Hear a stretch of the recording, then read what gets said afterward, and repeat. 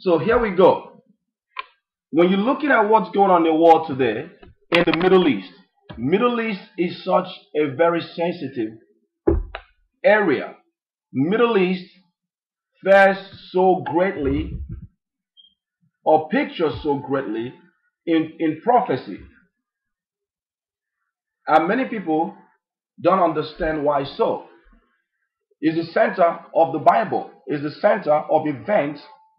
It's right there is where the promised land are. In fact, a lot of the nation that was created are still over there today.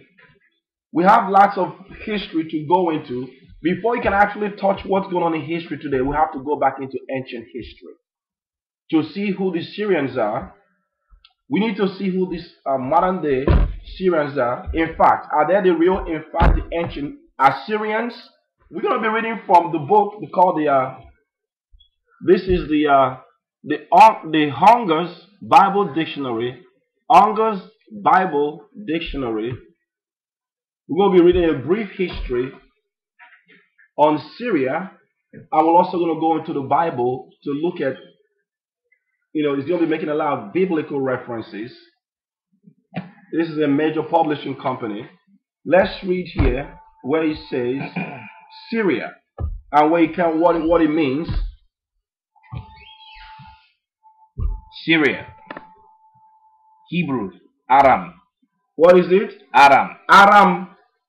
The word Aram or Aram, in English they call it Aram. Aram is actually a Hebrew word, but it's actually Aram. Go ahead. Aram in Greek. Surya. In general, Aram, the youngest of Shem, is mentioned as the founder of the Aramean nation. Arameans. Some people call them the Arameans. You have Shem, come from the seed of Shem, but you're going to see that those areas also going to be taken over by also the Hamitic races. We're going to look at that now. So let's go to the book of Genesis real quick to look at. We saw this last night. Shem, Genesis chapter 10, verse 20. Talking about the sons of Shem, you're going to see Aram in Genesis chapter 10. These are Shemitic races. That's why we can understand their language. Even in their city called Aram, we still call the nations, the real Jews, the real Jews call the nations, all the nation was named by the Jews, by the real Hebrews, the Hebrews. That's why we read the Bible in our native tongue and even understand the Gentile nation, because we even named them, especially in those early time in history when the languages were still very, very close and similar. So here in Genesis chapter 10, and we're going to read here in verse 21. Verse 21. And unto Shem also the father of all the children of Eber. Of all the children of what? Of Eber. Shem begat the sons of Eber, or Eber, where you get the word Hebrew. In Genesis chapter 14 verse 13, it tells you that Abraham is called Abraham the Hebrew, or the Igbo. Our people, we are the Jews, the Hebrews. Come on. The brother of Japheth. The brother of Japheth. The older. Japheth, the one that crossed over in the Hebrew, expanded. The word Japheth means to expand. They expanded into Eurasia and became the original dwellers. Even the original dwellers of those areas that will be conquered by Alexander. You're going to see how Alexander is going to also do a lot of his conquest. Go ahead. Even to him were children born. So let me read it again. Come on, continue. Okay, children born.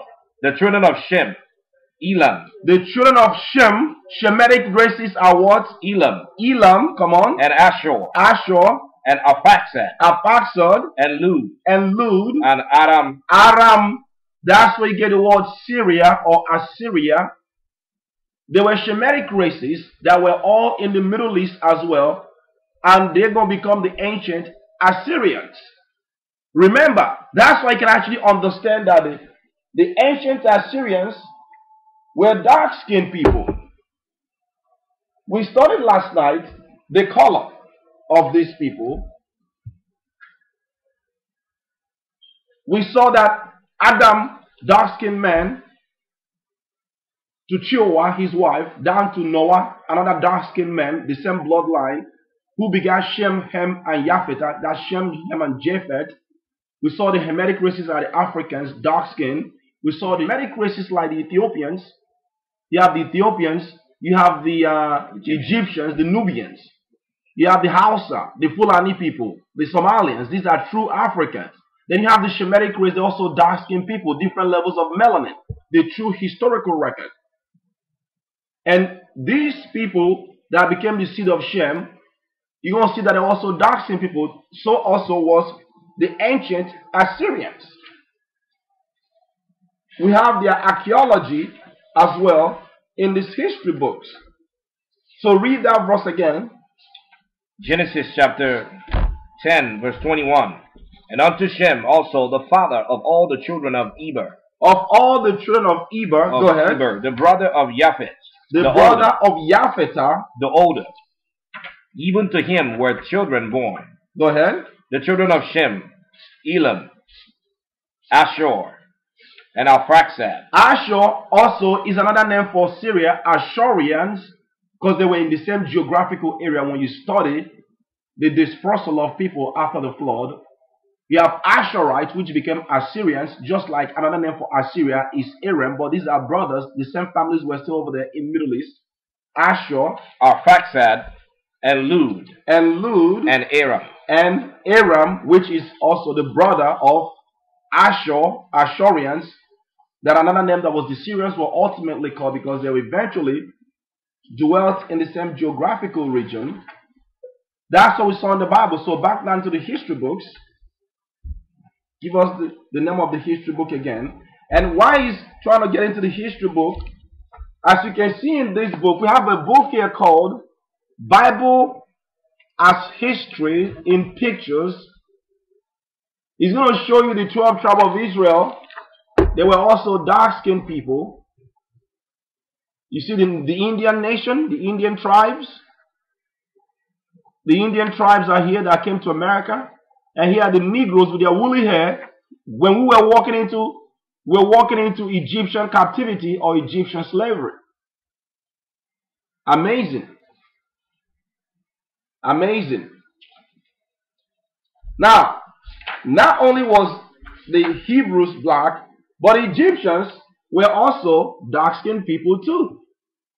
The Egyptians and the true Africans were dark-skinned people as well, based on true historical archaeology.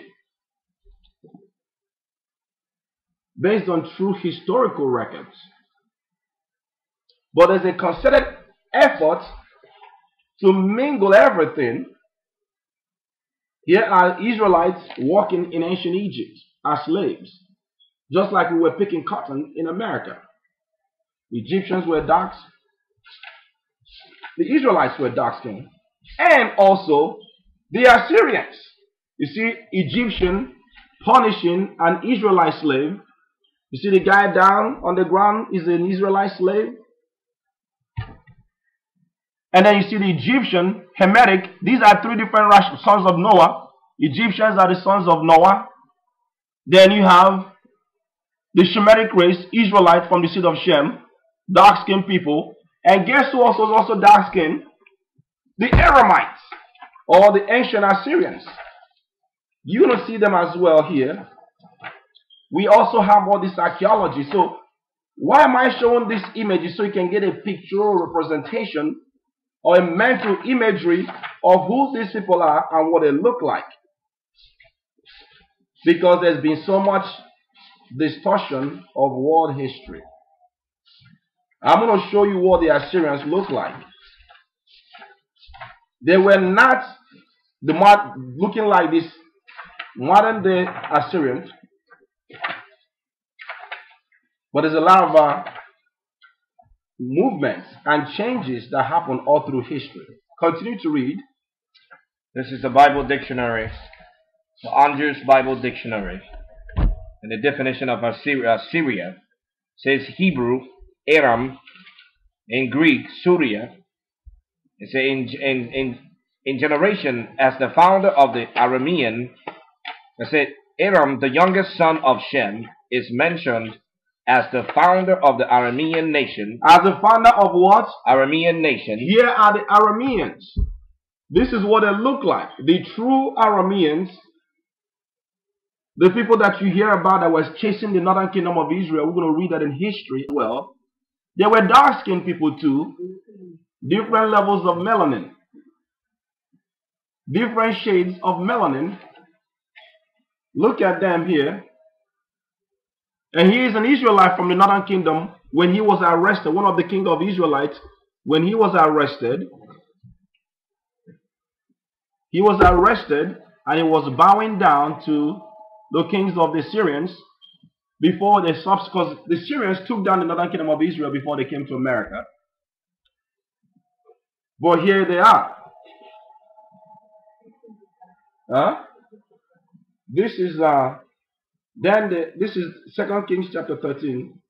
The unique portrait of Yehu, the army of commander who was elevated king in 845 BC, has been represented on the Assyrian relief. It is an enlargement from the famous black obelisk of the Shalmaneser III from Nimrod. You see that? This is one of the kings of the Israelites bowing down, a relic that was done by the Assyrians. The king of the Jews, dark-skinned people, even back then, when they began to subdue us, because it was the Syrians that took us down before subsequently the northern kingdom came to slavery in America. Amazing. So we know what the Syrians look like this.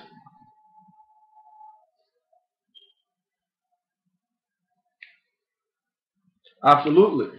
So we like to prove everything. So now we're looking at the history of the transformation that's going to lead to what's going on today in modern day Syria and their hand in prophecy and why it's important to understand what's going on over there. Go ahead.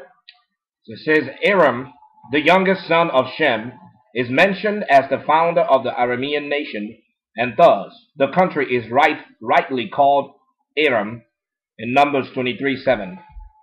But the same Hebrew word is rendered Mesopotamia in the book of Judges chapter 3 verse 10. In the book of Judges chapter what? 3 verse 10. Go ahead.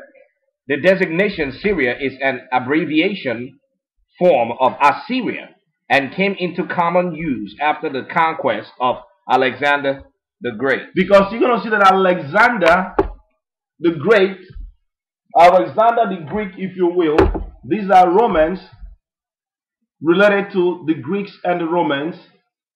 Looks like this as well. I want to show you the picture representation. Alexander, and when you read in the book of Second Maccabees and First Maccabees, in fact, particularly the First Maccabees, it shows you how Alexander will in fact conquer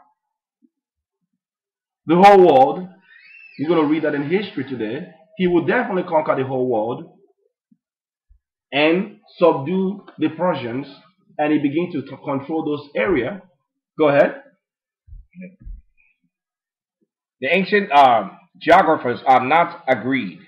It says, as to the extent of Assyria, confounding as did Herodotus, Syria and Assyria. The Hebrew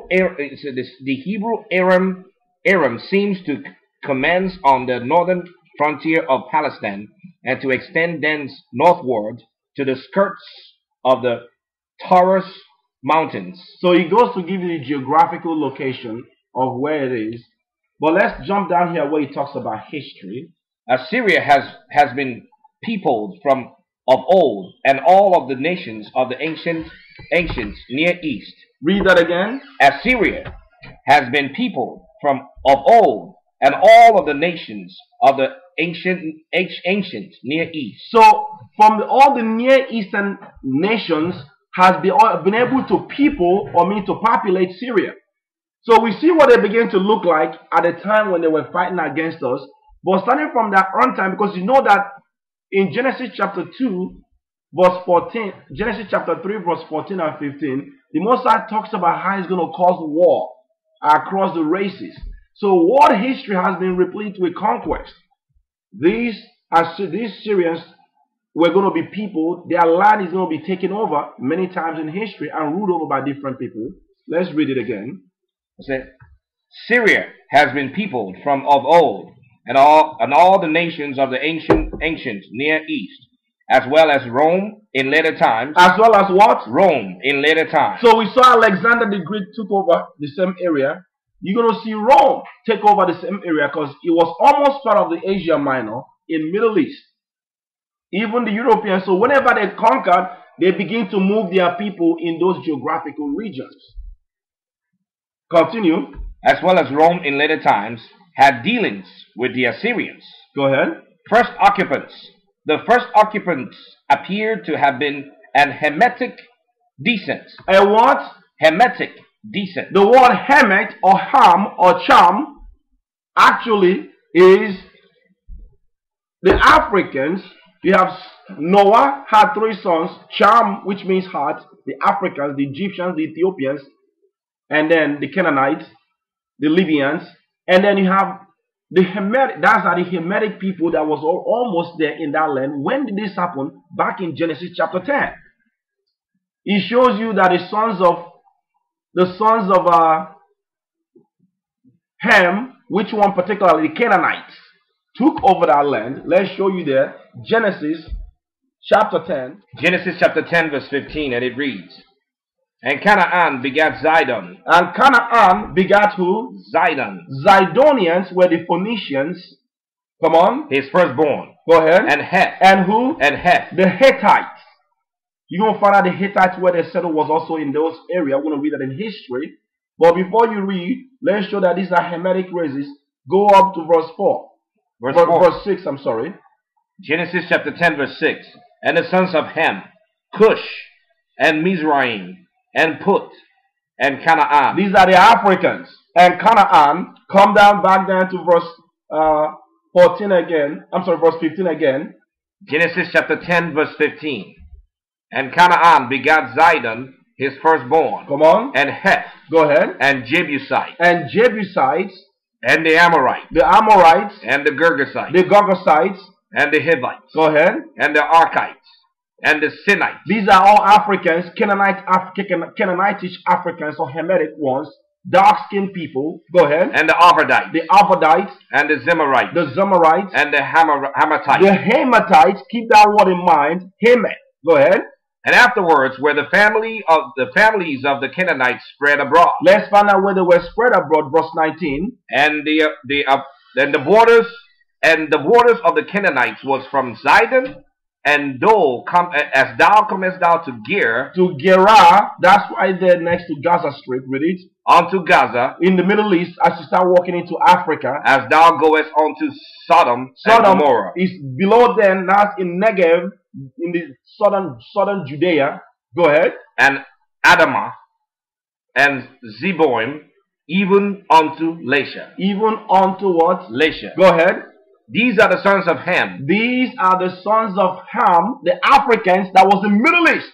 Even all the way over there before we're going to come to take our land. These are Africans or Hamitic races different from us, the Israelites. So now, go back to the history now and pick it up from where you left off. The first occupants appear to have been of Hamitic descent, the Canaanites races, the Hittites, the Jebusites, the Amorites, etc. Exact same people that we read about, because they were scattered in all those areas, even up to modern day Syria, that we will conquer them, where the northern kingdom of Israel will eventually take over. So the land of Syria belongs to us.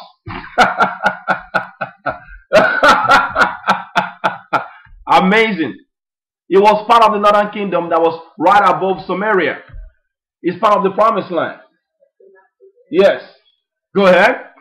Okay, it says the Hittites, the Jebusites, the Amorites, etc. are connected in scriptures with Egypt and Ethiopia. Go ahead. Because the Egyptians are related to the Canaanites. They are all true Africans.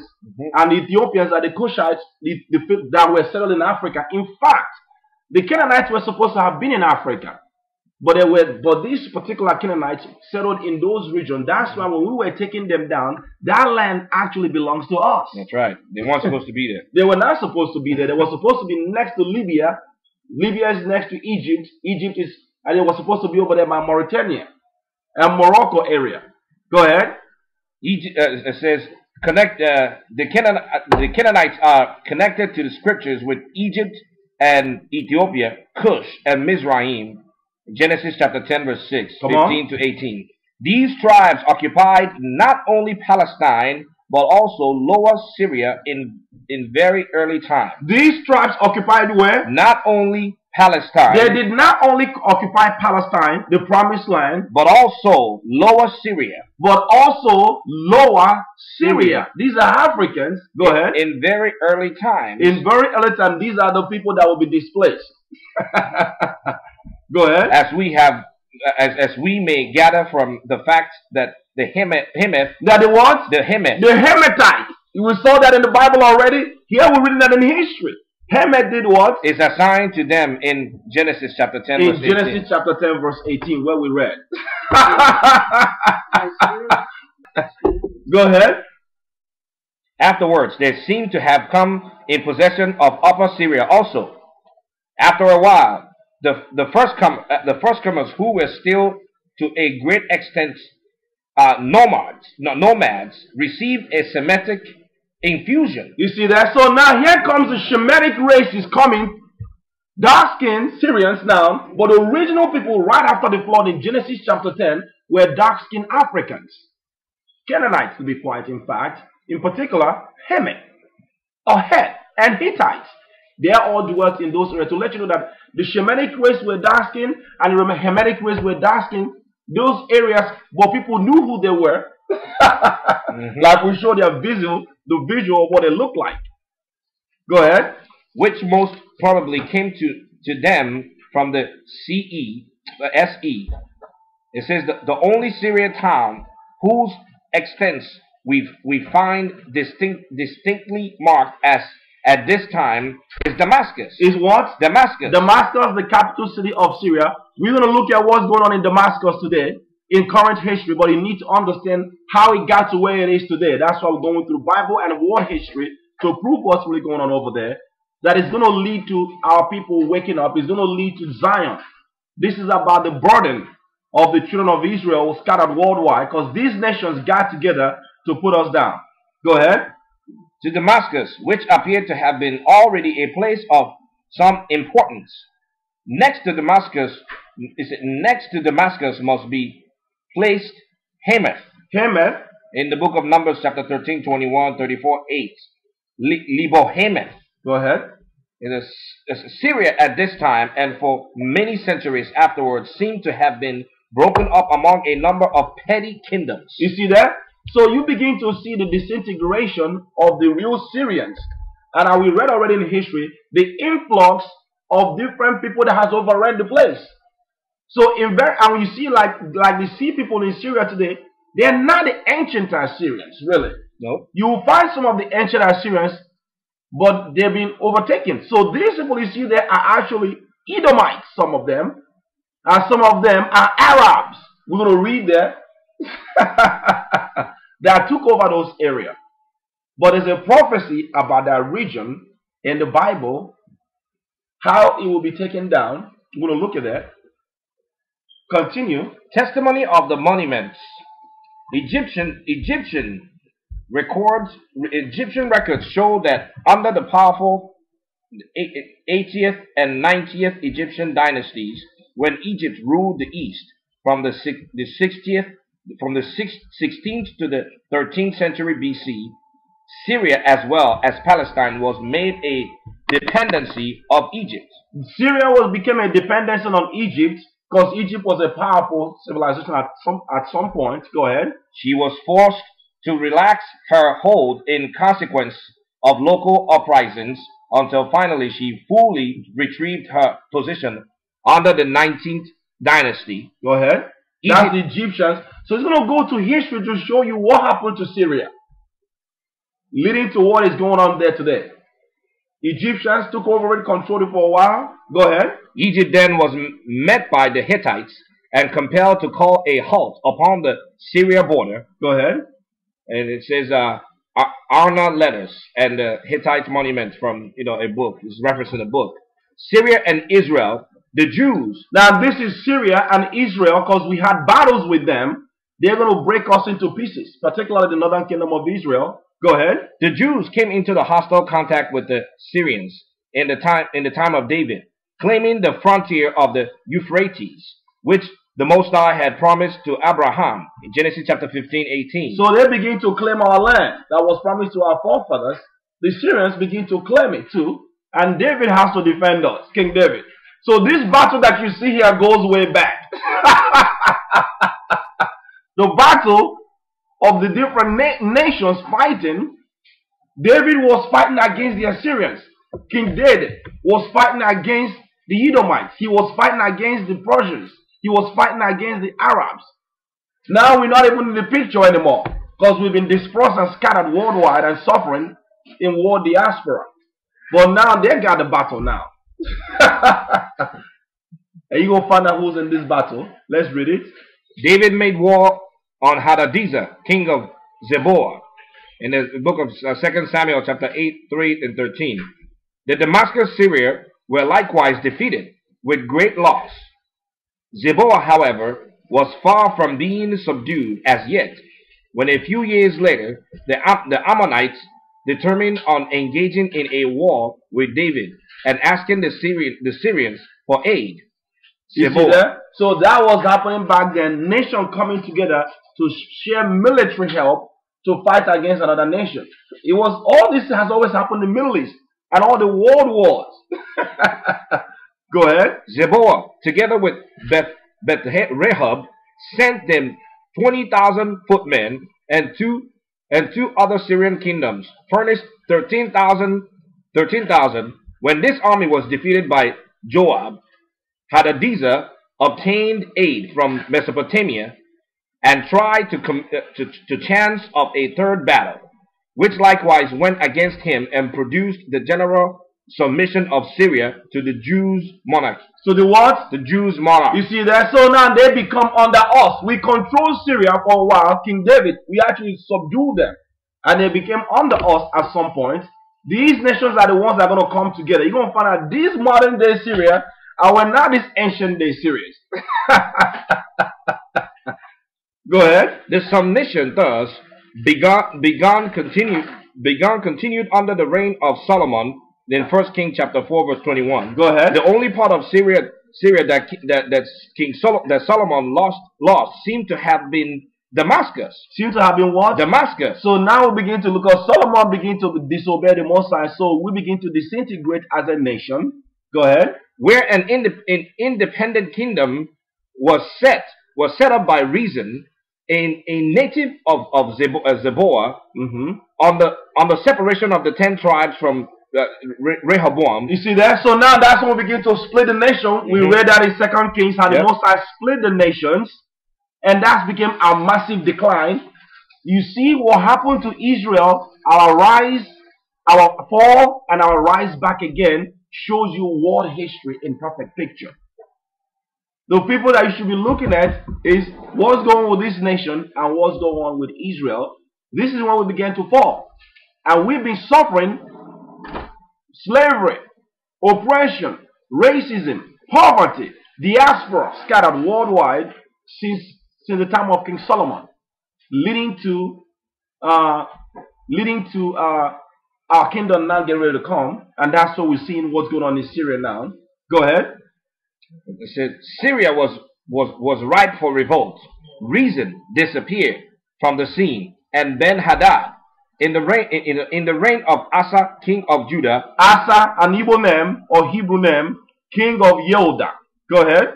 Was king of Aram, with Damascus as its capital. See that? Because we took over those areas. Go ahead. As its capital. It said he formed part of the kingdom of the 10 tribes. You see that? So Syria, the kingdom of 10 tribes, we took over there.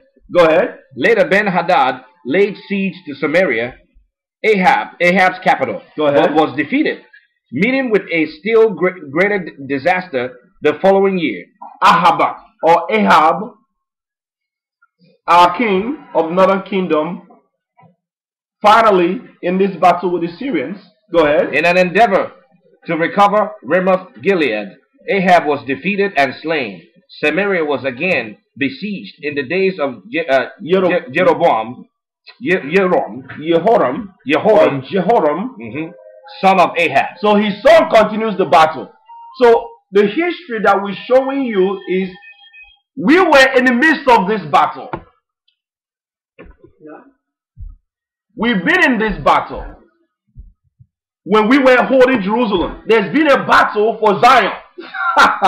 This is the controversy of controlling the promise given to us. But Ahab and Jehoram, his son, they were not living right. A lot of these people were not doing righteously. And Solomon began to fall, and we begin to fall as a nation. King David was the one that actually did what Heavenly Father wanted. That's when we control all this area. We read it already, but now here come them begin to slip out of our hand. That's why the Gentiles got power and rulership, and we became poor people. Particularly, you're going to see Edom. You're going to see Edom is going to move into those areas and control this area as well. Go ahead. But as the result of panic, it was delivered. War continued to be waged between the Syrian king Hazael ben-Hadad, Rezin, and the kings of Israel, Jehoram, Jehu, Jehoaz, Joash, Jeroboam II. In the latter days of Jotham, king of Judah, where Rezin, king of Aram, and Pekah, king of Israel, confederates against Judah. All these are in the Bible, by the way. Go ahead.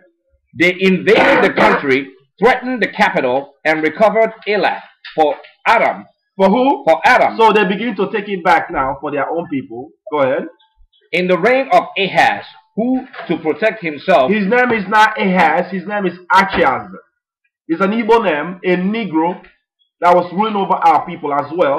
Achiaz, which means to seize power in the Hebrew. Go ahead. In the reign of Ahaz, Achiaz, who to protect himself became a vassal of Tiglath-Pileser, up against Damascus and captured it. He went up against Damascus and captured it, and carried the people of it away into exile to Kir, and put Rezin to death.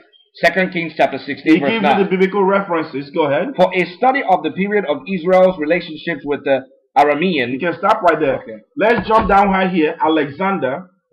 The relationship with Assyrian with Babylonians. Because the Babylonians and the Assyrians are always for that side, they were broken. Eventually, at some point, the Babylonian civilization became powerful from the beginning of the time of Nimrod, and they fell, and the Assyrians became powerful when they took the northern kingdom of Israel down, which ultimately here come Babylonians rising back up again when they're going to take down this Judah, Levi, and Benjamin under King Nebuchadnezzar. These are all history, but they have always had controversy amongst themselves as well. Go ahead. Where you want me to start? Start from where he said the relationship with Assyria and Babylonia. Okay. Syria became attached to the great Assyrian Empire. Syria became attached to what? To the great Assyrian Empire. You see there? The ancient Assyrian right next to Babylonian became power, so now they absorbed it. Go ahead. From which it passed to the Babylonians, and from them to the Persians. And from them to the what? To the Persians. After the Babylonian civilization, who took the rulership next? The Persians. The Persians took world rulership. Exactly, Bible history, Bible prophecy predicted. Go ahead. In 333 BC, it submitted to the Alexander without a struggle. So who took world rulership according to Daniel chapter 7 and chapter 2 after in world history? Who took rulership after the Persians? Alexander. The Grecian Empire took over world rulership. They controlled the whole territory. Begin to send their people for those areas. Go ahead. Upon the death of Alexander, Syria became for the first time the head of a great kingdom. You see that? That's when now he became a power. But who was controlling this kingdom? The Grecians. Alexander. The Grecians were controlling. So these people that you see over there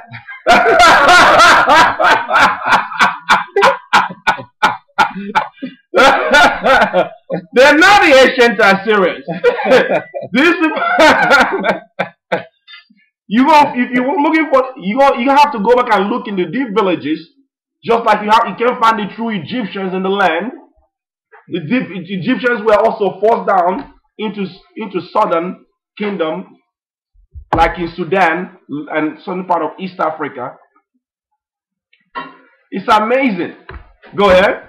Syria became, for the first time, the head of a great kingdom. On the division of the provinces among his general, 321 BC. 321 BC. He began to divide the nation. This is also in the book of Daniel.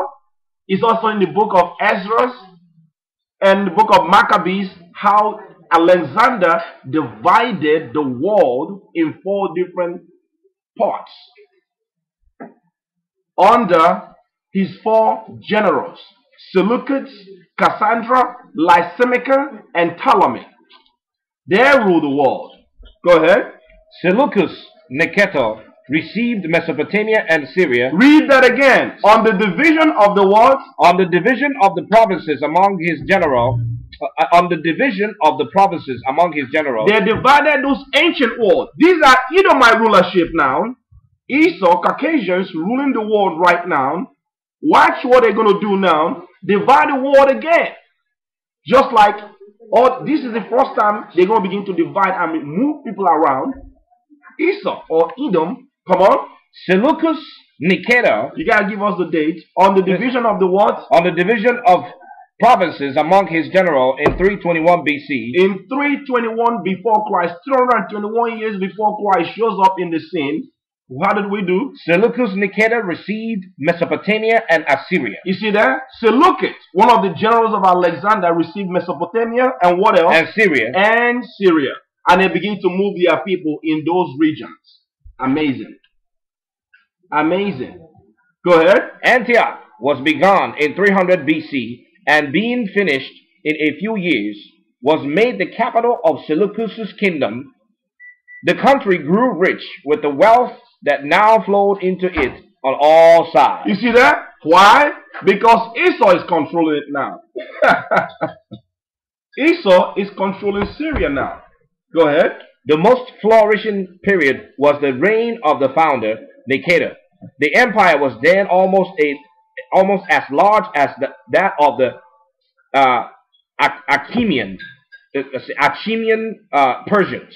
Go ahead. For it at one time included Asia Minor. You included what? Asia Minor. So all these places called Asia Minor, which modern day today is Turkey, was part of Syria at this time. You need to see the metamorphosis geographically of this region and why they're significant in what's going on in prophecy.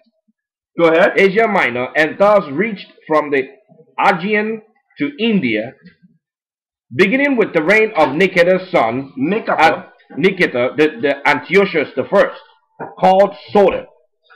Syria progressively declined. It passed under the power of Tigran, king of Armenia, in 83 BC. In 83 before Christ, and was not made a province of the Roman Empire till after Pompey completes defeat of Mithridates and his ally Tigrans in 64 BC. You see that? So now, here comes the Romans now. World History 101. Roman, after the Grecian now, here comes Roman Empire. This is amazing. This is exactly what the Bible says. Exactly what the Bible says. Amazing. Wow. Go ahead. Under the Romans. Now we're looking at under the Romans. What happened to Syria under the Romans? As Syria holds an important place in the NT as well as in the OT. Here are the Romans, by the way. These are the Romans. Also like the Grecians. But we saw what the Jews look like. These are the real Jews. The real Jews.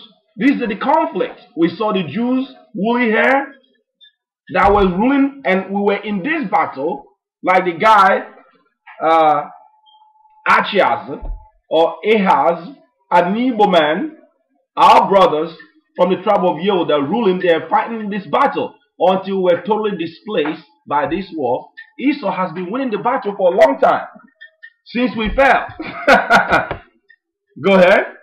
Under the Romans, as Assyria holds an important place in the New Testament as well as the Old Testament. Read that again. Under the Romans, as the Syria holds an important place in the NT, which is, I believe, is the New Testament. Yeah, that's correct. And as well as the Old, in the OT. See that? Which is the Old Testament. The Old Testament, because those area is very close to Jerusalem, where the disciples were even hiding from being persecuted. Where the first church was built in Damascus, they were called Negroes. We saw that in Acts of the Apostles chapter 13, when they said, and there was at the church at Damascus certain prophets and teachers that were called Negroes, or black men. The real Hebrews, the real Jews.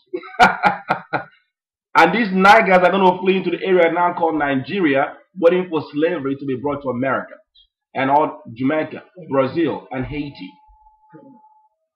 The burden of Syria is the controversy of Zion. You will see.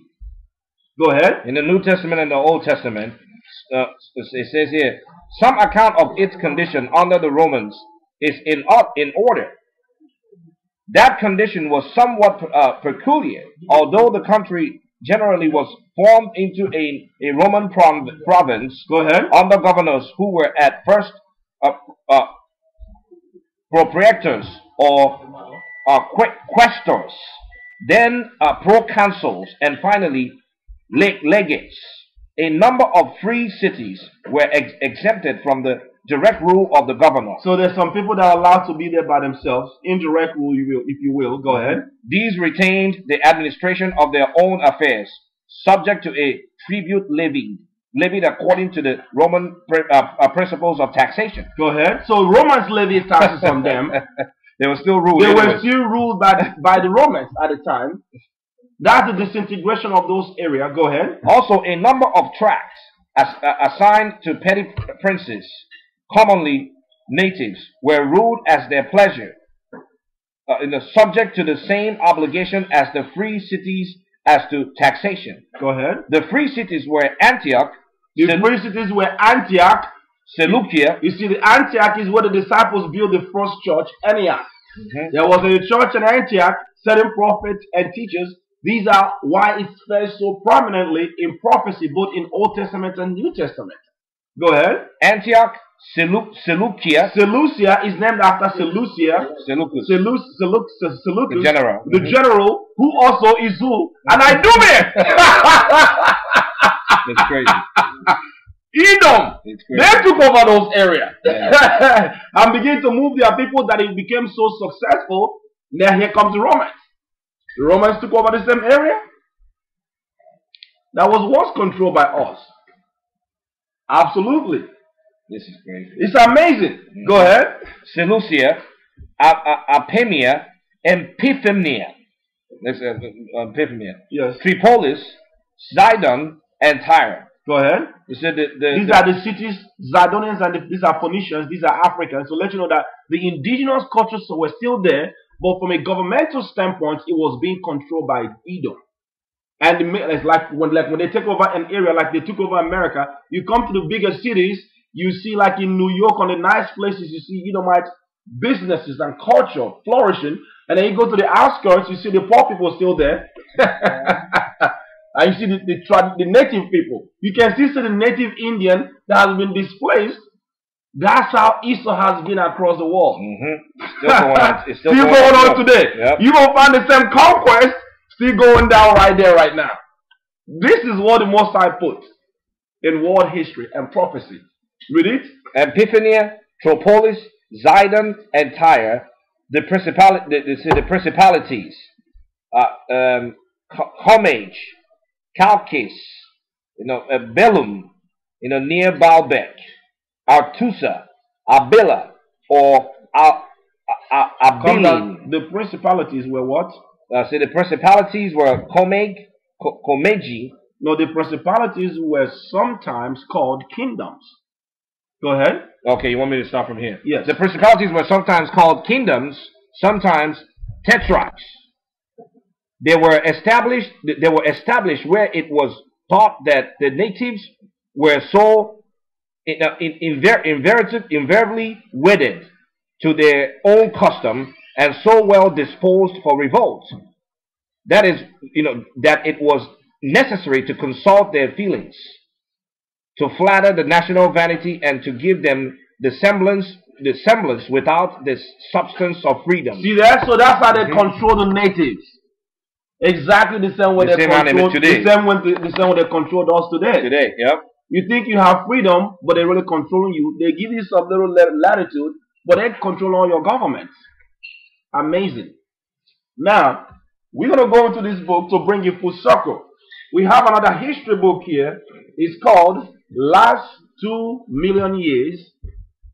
Last 2 million years. It's going to run up through some of this stuff that we went through. This book was published by Reader's Digest, a major publishing company. Last 2 million years. Reader's Digest, a major publishing company. We will read similar history again of Syria. Syria. Let's pick it up from giving the book the page here. Page 445. We're reading about Syria. Last 2 million years. On page 445. Syria.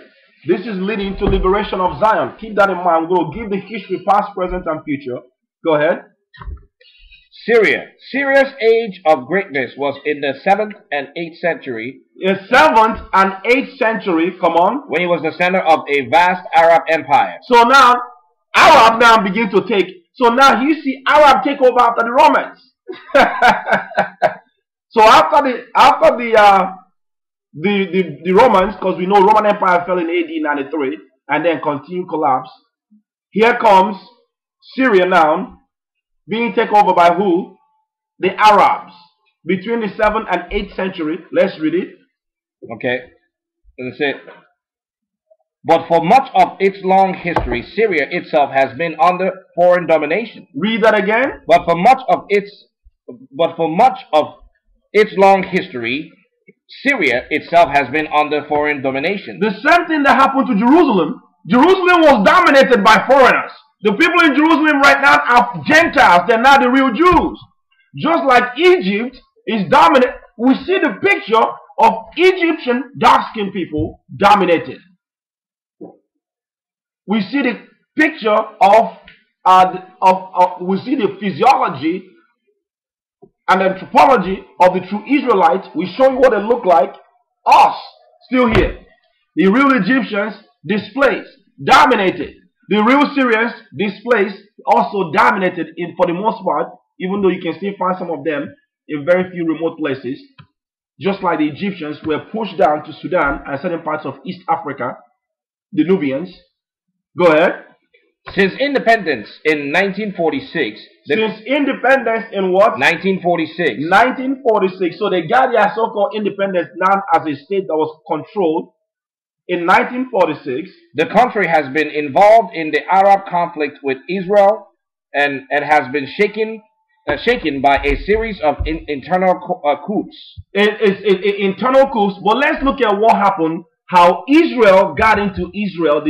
The so-called Israeli, the convert Jews that took over our identity between the 7th and 10th century. These are key world history that nobody want to talk about. We're gonna read this now from Wikipedia. It talks about how they actually came in there.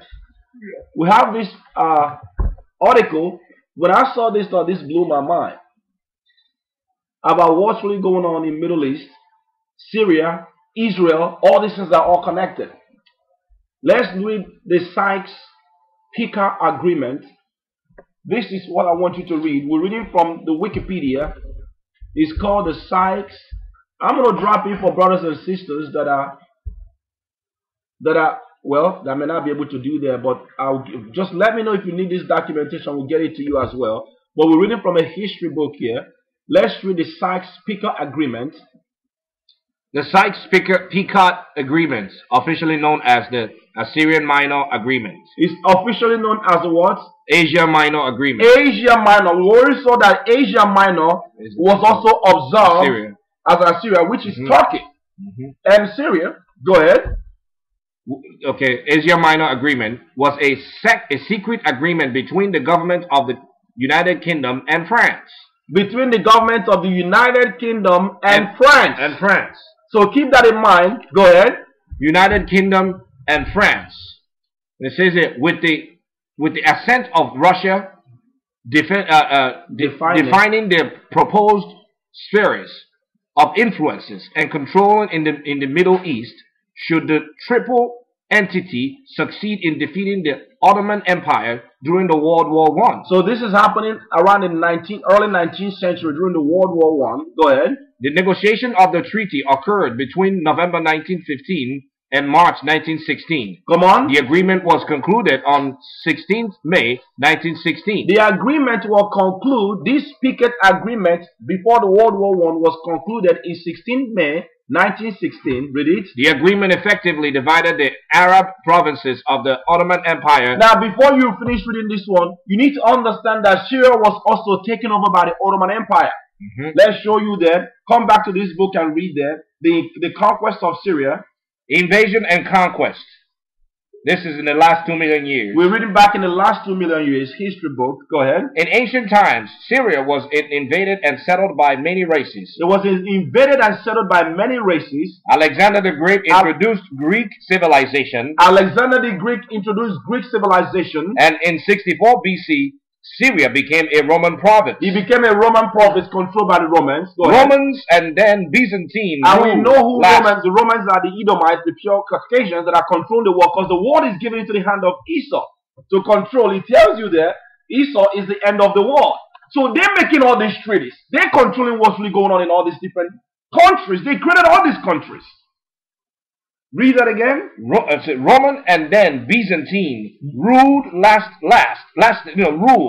until the 7th century AD. So Roman rule lasted until when? 7th century AD. And after Roman Empire comes the Byzantine, which part of those was controlling those areas as well. It was dark-skinned Israelites that were also controlling some of the Byzantine Empire, because Roman Empire was split into two.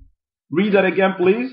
So it said Roman and then Byzantine rule lasted until the 7th century AD. Go ahead. When the area fell to the fanatical Arab warriors of Islam, who established the 200-year rule under the Umayyad Caliphs. The Umayyad Caliphate. So now it falls under Arab rule. That's it right there. Exactly what we're reading in history. You're going to read the same thing in world history, telling you what happened to Syria. Why it became what it became today. Continue. With Damascus as their base, the Umayyad held sway until 750. So they make Damascus their capital, and they held sway till when? 750. Go ahead. When the rival Abi's family overthrew them and set upon a new caliphate in Baghdad. Come on. Syria then fell in turn to the Seljuk, Turks, Crusaders, and Egyptians, Mamelukes, until the Ottoman. Until the when? The Ottoman. So the Turks took over the same area as well. So this is a conflict about those regions in the Middle East. Here comes the Turks, who the Turks are the Turkey, modern day Turkey, until who? The Ottoman Empire. The Ottoman Empire was operating out of Turkey. Go ahead. The Turks finally took over the country in the year 1516. Then now here comes the Ottoman Empire, and the Turks took over in 1516. Go ahead. Promises and revolt. Syria remained a part of the Ottoman Empire until the end of the First World War. You see that? Exactly what we're reading right now in history. So they're under control of the Ottoman Empire. That's why you see the Muslim, the Ottoman Empire is the Muslim, Arabs now taking over the same area for the control of world resources and the control of world geography and countries and conquest. This is exactly what's going on in the world today. Go ahead. During the war, Britain had promised Syria Arab nationalists their freedom from Turkey. You see that? If the Allies won. So why is Britain making decisions about what's going on in the Middle East? Because they've been in control of the war. It's significant to understand that Esau will be controlling the world in the end time. So starting from the Grecian civilization to Roman Empire And then the 10 horns, we know the 10 horns is Spain, France, Great Britain, Ireland, Netherlands, Luxembourg, Germany, Denmark, Switzerland, and Sweden. These came out of ancient. They are the people controlling the world today, the sons of Esau. The 10 horns spoken about in Daniel chapter 7 and Revelation chapter 10, that is carried by the last beast of Roman Empire. The last beast, which is Roman Empire. Phase 2. Phase 2. This is their activities. So what you're seeing is the battle of Rome controlling the world, controlling all activities, and now we know that America is the little horn that came out of the 10 horns, which is what they're using right now, which is the last leg of Roman Empire. Yeah. Controlling all this area, and we're going to see American influence. Before it was America, Great Britain was controlling these things. That's right. Amazing. Continue. Britain had promised Syria, Arab nationalists, their freedom from Turkey if the Allies won. But under the secret Picard agreement... So, read that. This is significant now. Britain promised who? Promised Syrian, Arab nationalists their freedom. So, they told... Because Arabs took over there under the Umayyad and under the Umayyad Empire and the Ottoman Empire. So, Britain, who conquered the Ottoman Empire, begin to tell them that they will give them freedom they're going to give them freedom and relinquish them from under the control of the Arabs of Turkey, because a lot of those talks were also under control by so you see what's going on is conquest as well as religion.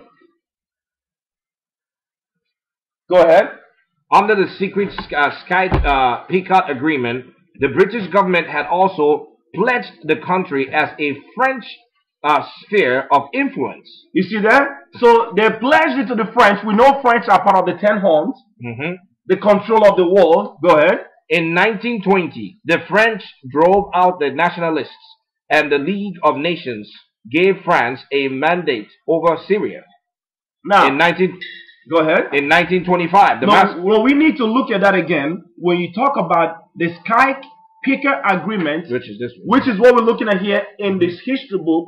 You need to know what this agreement is, because this agreement is what's going to break, is going to lead to them bringing the Jewish people in Jerusalem. Because while all this was going on, the nation, as you know in the prophecy, let's read in the book of Psalms 83 real quick. We're going to read Psalms 83 real quick to show you the nations that got together to take over our land, to take over the control of the world systems. Psalms chapter 83 verse 1. These are the war among the nations. Psalms 83 verse 1. Let's go. Keep not thou silent, O Most High. This is King David. We saw King Dawood, fighting a Negro, an Israelite, our king. He was fighting against these people for the control of the universe. Thank you.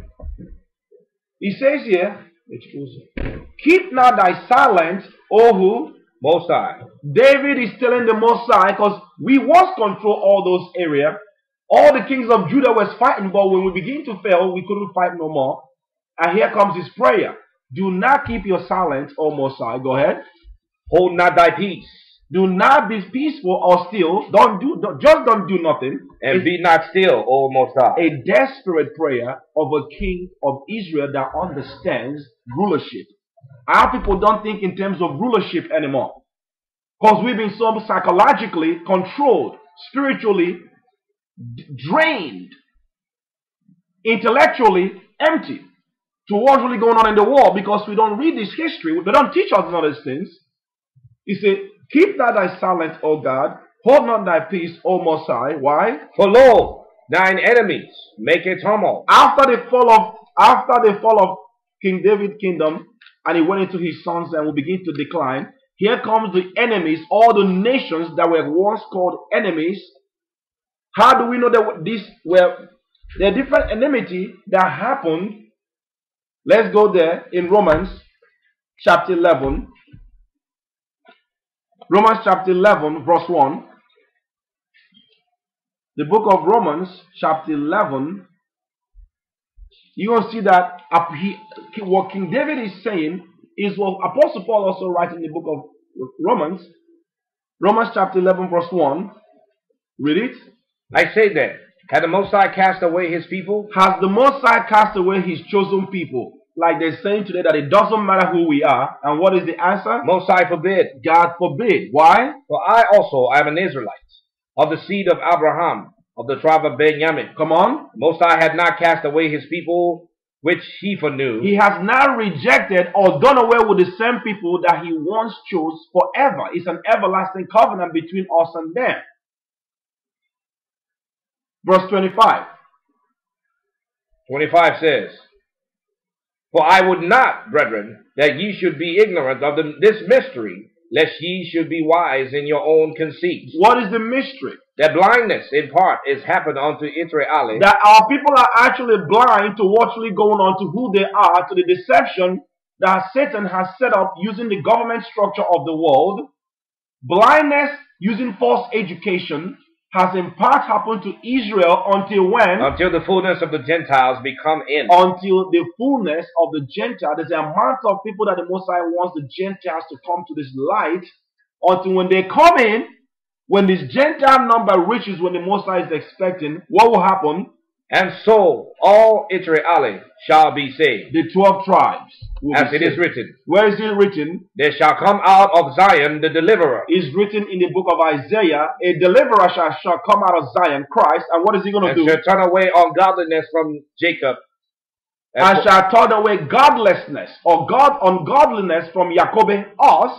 Come on. For this is my covenant unto them, when I shall take away their sins. This is our covenant. That's why Christ came and died, to bring us back to the Father and to bring that rulership.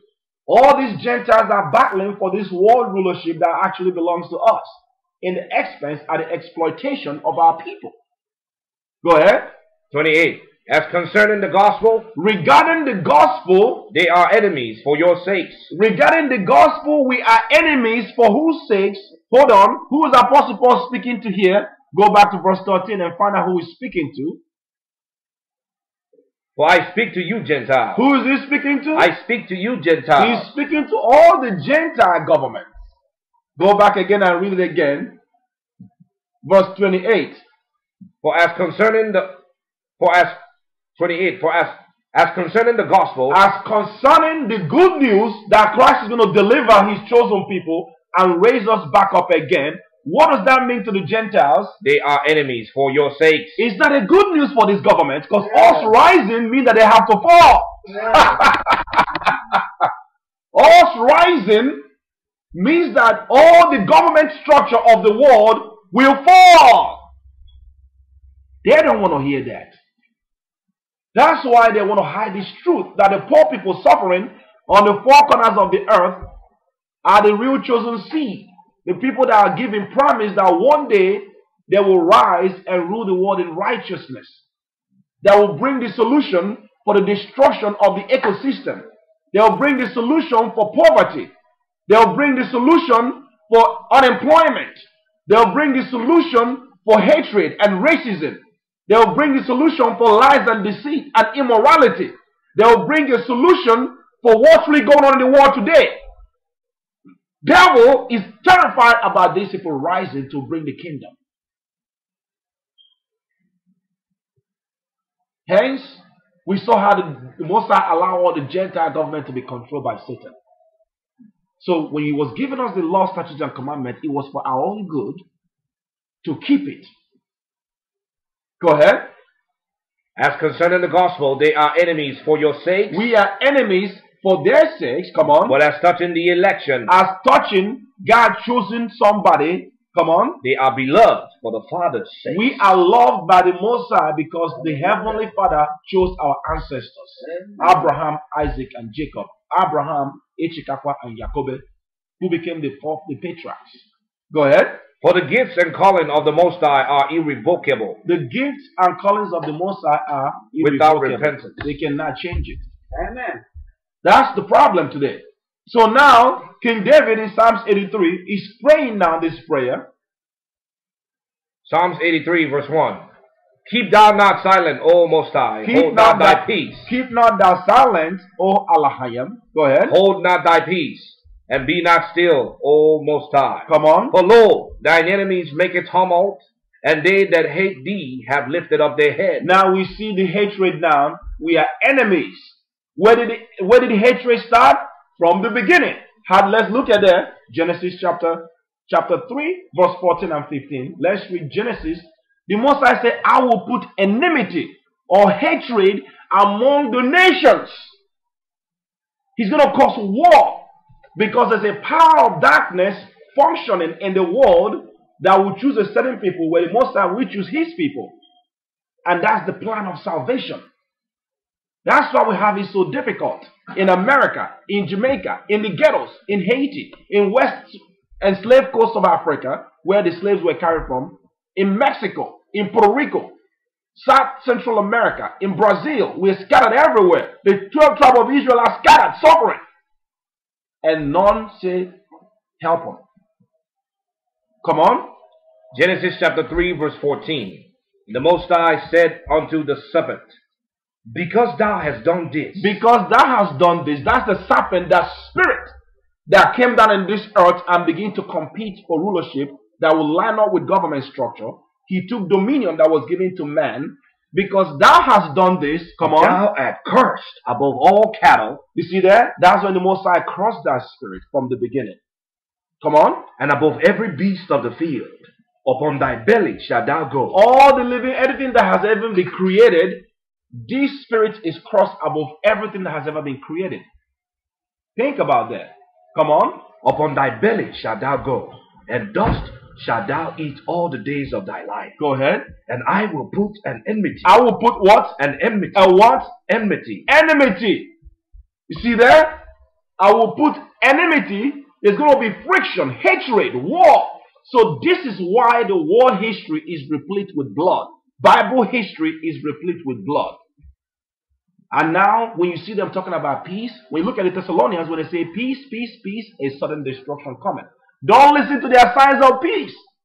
Don't listen to their warning of globalism and Unitarianism and coming together like in Genesis chapter 10 under Nimrod, when they misled the world under Satan in disobedience. The Tower of Babel. There will be no peace until the world changes. Until truth shines forth. Right. Until righteousness reigns. They say peace, peace, when there is no peace. There must be truth before peace. Go ahead.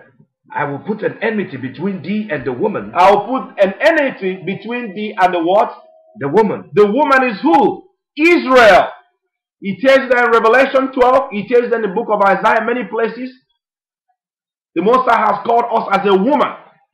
We are the woman that will come through the bloodline of Adam, Noah, down to Heber, through the seed of Shem, to Abraham, Isaac, and Jacob, and became the 12 tribe, the chosen seed, where Christ will come for his rulership.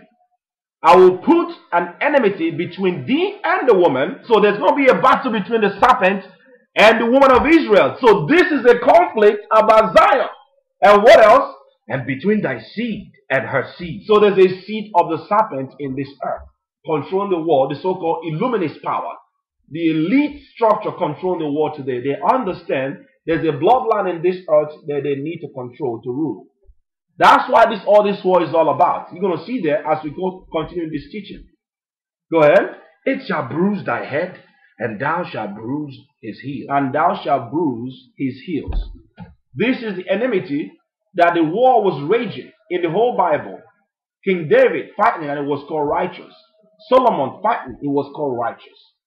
Prophet Isaiah, Prophet Samuel, Shemaiah, putting down the king of Agag to death, and it was righteous. And King Saul, did not kill the king. When he told to kill the king, the Most High got upset. Why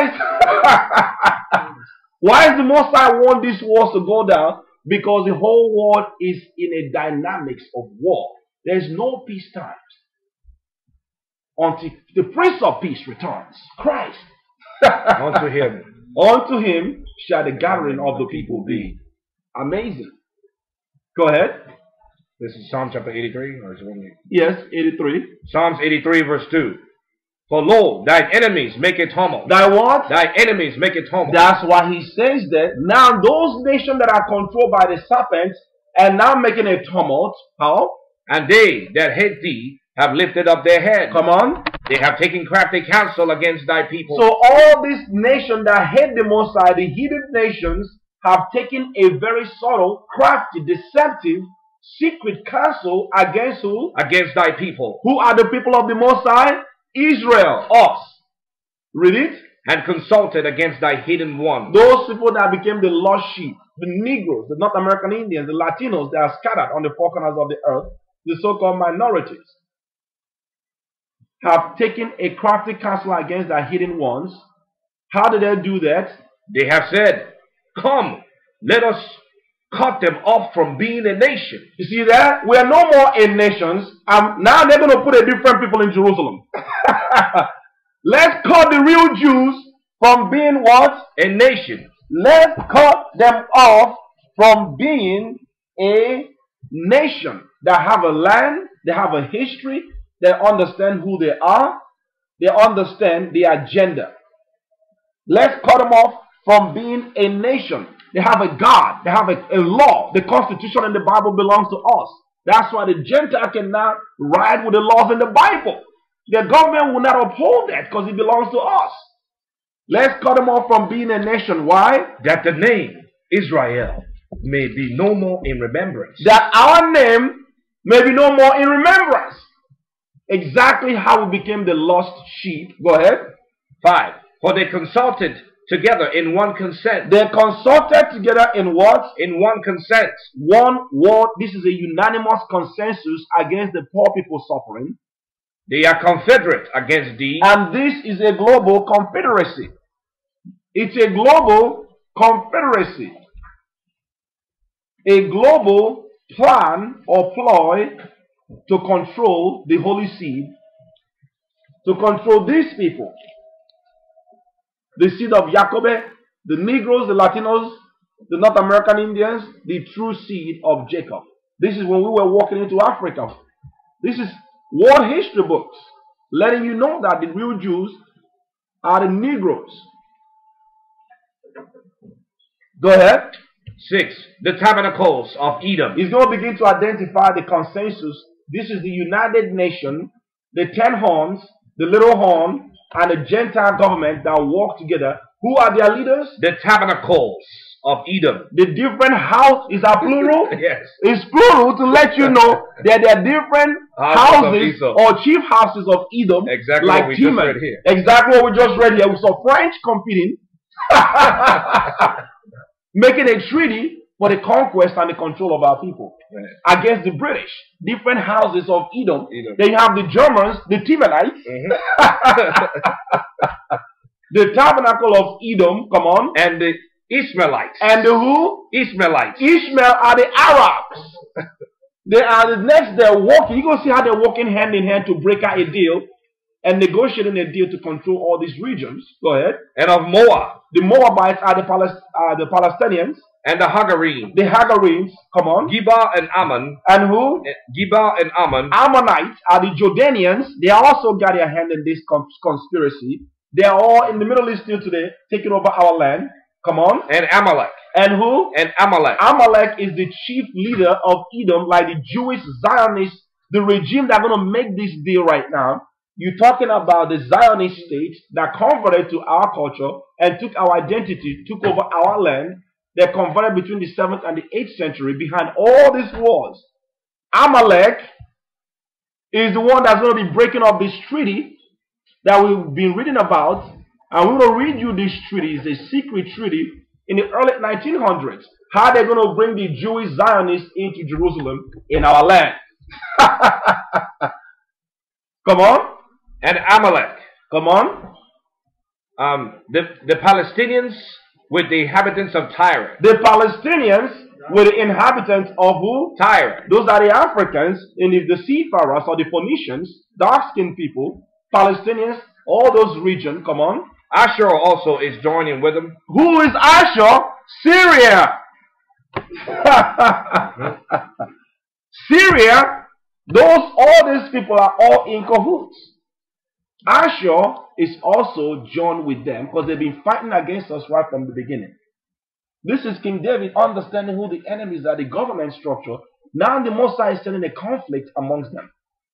Go ahead. They have opened the children of Lot. They have helped the who? The children of Lot. The children of Lot are Ammon and Moab. That are fighting in our land right now. Go ahead. Selah. Think about that. All the Lot that we helped, our nephew, our forefather helped him. And this is what he did. And this is what he did. Go ahead. Do unto them as unto the Midianites, as to Sisera, as to Jebin, as to Brook of Kison, which perished at Endor. Which perished at what? Endor. These are the stories that you read when we come out of Egyptian slavery. We took these great and powerful wars. This war is going to happen. As you see, it's already going down. We're going to rise back up again, so they don't want our people to rise. Come on. They became as dung for the earth. Come on. Make their nobles like Oreb. Make their what? Their nobles like Oreb. Their government, their rulership like Oreb. You can read that story in the Old Testament. Come on. Like Zeb. Yea, all their princes as Zebah and Zalmunna. Like Zebah and Zalmunna. Come on. Who say? What did all these nations say? Let us take to ourselves the house of the Most High in possession. What did they say? Let us take to ourselves the house of the houses of the Most High in possession. They took the promised land when we fell. A conspiracy to hide who the holy people are. Scattered through slavery, oppression, racism, commerce, poverty, and displacement. We're still here, brothers and sisters. The real Jews are still here. That's what they say. But David is praying this prayer. So let's look at how they did that. So we're going to look back to this history book now. It's talking about the Umayyad. You're still reading here, right? Promises and revolt. Yes, promises and revolt. Let's read that. This is still from the last 2 million years. Promises and revolt. Syria remained a part of the Ottoman Empire until the end of the First World War. During the war, Britain had promised Syria, Arab nationalists, their freedom from Turkey if the Allies won.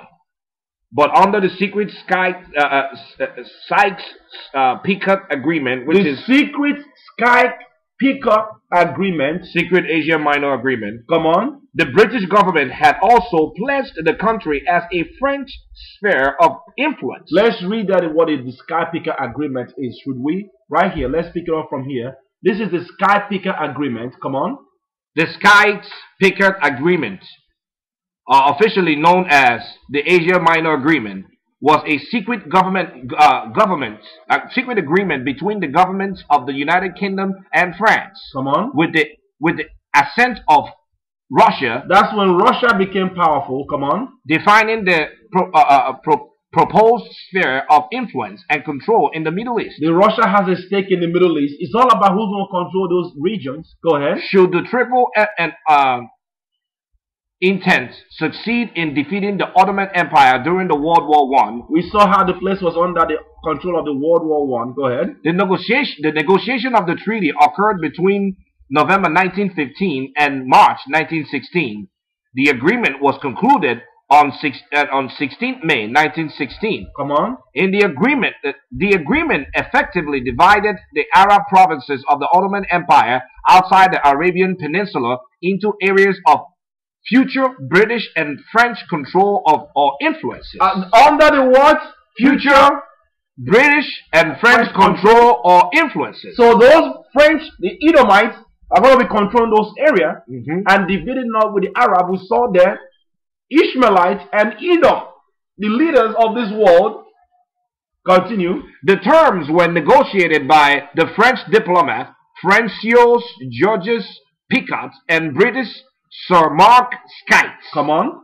The Russian Tsarist government was a minor party to the Sykes-Picot Agreement. Come on. And when, following the Russian Revolution of October 1917, the Bolsheviks exposes the agreement, the British were embarrassed the Arabs dismayed, and the Turks delighted. Britain was allotted control of areas roughly comprising the coastal strips between the sea and the River Jordan and South Iraq, and a small area including the ports of Haifa and Acre Go ahead. to allow access to the Mediterranean. France was allocated control of southeastern Turkey. See that? They're dividing the world. That's what it tells in the book of Joel. They got all the shape. The world you're looking at is shaped based on Western European conquest. It tells you that in the book of, let's read that right here, in Wisdom of Solomon. Second Esdras. Second Esdras, he tells you that Esau is the end of the world. They are the empires that are going to be controlling, that will be controlling the world. So, but our people have been suffering because we fell, because the problem with our people is that we are disobedient to the Most High. Let's read that here. Verse 7. Given the book, chapter and verse. Second Ezra, 6. Chapter 6, verse 7. Then answered I and said, what shall be the parting asunder of the times? Or when shall be the end of the first, and the beginning of it that followeth? See that? What is going to be the thing to separate the world that we're living in? This world that we are and the new world that is to come, promised to Abraham, Isaac, and Jacob.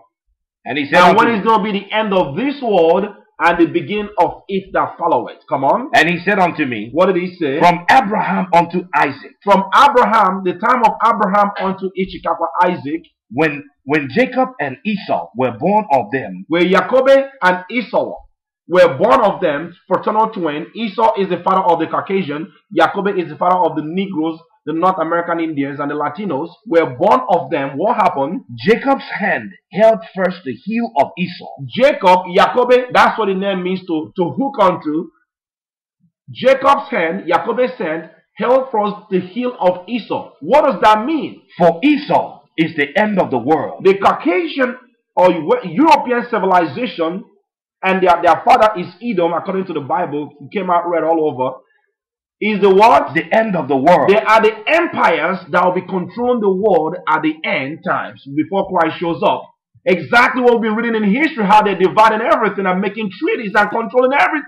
Geography and politics and economics and the financial, machinery, industrial complexes. But Esau is what? The end of the world. The European powers are going to be the people running the world at the end of the world. And Jacob is the beginning of it that followeth. But after this Western civilization, we get to rise for rulership. Jacob is the beginning of it that followeth. We are the one get to rule this world, the kingdom of Christ, if we can only keep his commandments and walk in righteousness and true purity and wisdom, and committed to get back to this true battle to wake both Jews and Gentiles. This is not just for our people. These are for all true loving people of the world. This goes for all the people that want to see Christ come. They want to see righteousness restored. True peace. This is the kingdom that was promised to the poor, where the righteous, both Jews and Gentiles, will enjoy. That's what he's telling you here. Esau is the end of the world. So continue now. Okay, so we're going back to the Picot's agreement. Go ahead. The controlling powers were left free to decide on state boundaries within these areas. Further negotiations was expected to determine international administration pending consultations with Russia and other powers, including the sheriffs of Mecca. You see that? So you have the sheriffs of Mecca, the Ishmaelites, and Russia under the Bolshevik regime, which is what can also are Edomites, and then breaking all the deals, just like they negotiated the whole world amongst themselves. It's amazing. Amazing. But there's something about this agreement that I want to show. I want to point out. Following the outbreak of World War I. Following the outbreak of World War I. Watch this now. Zionism was first discussed at a British cabinet level on 9 November 1914. You see that? Zionism is a European Western Union agenda to bring Russians or Eastern Europeans that are already converted to our custom, taking on our identity, begin to master our language in the what they call Caspian Sea.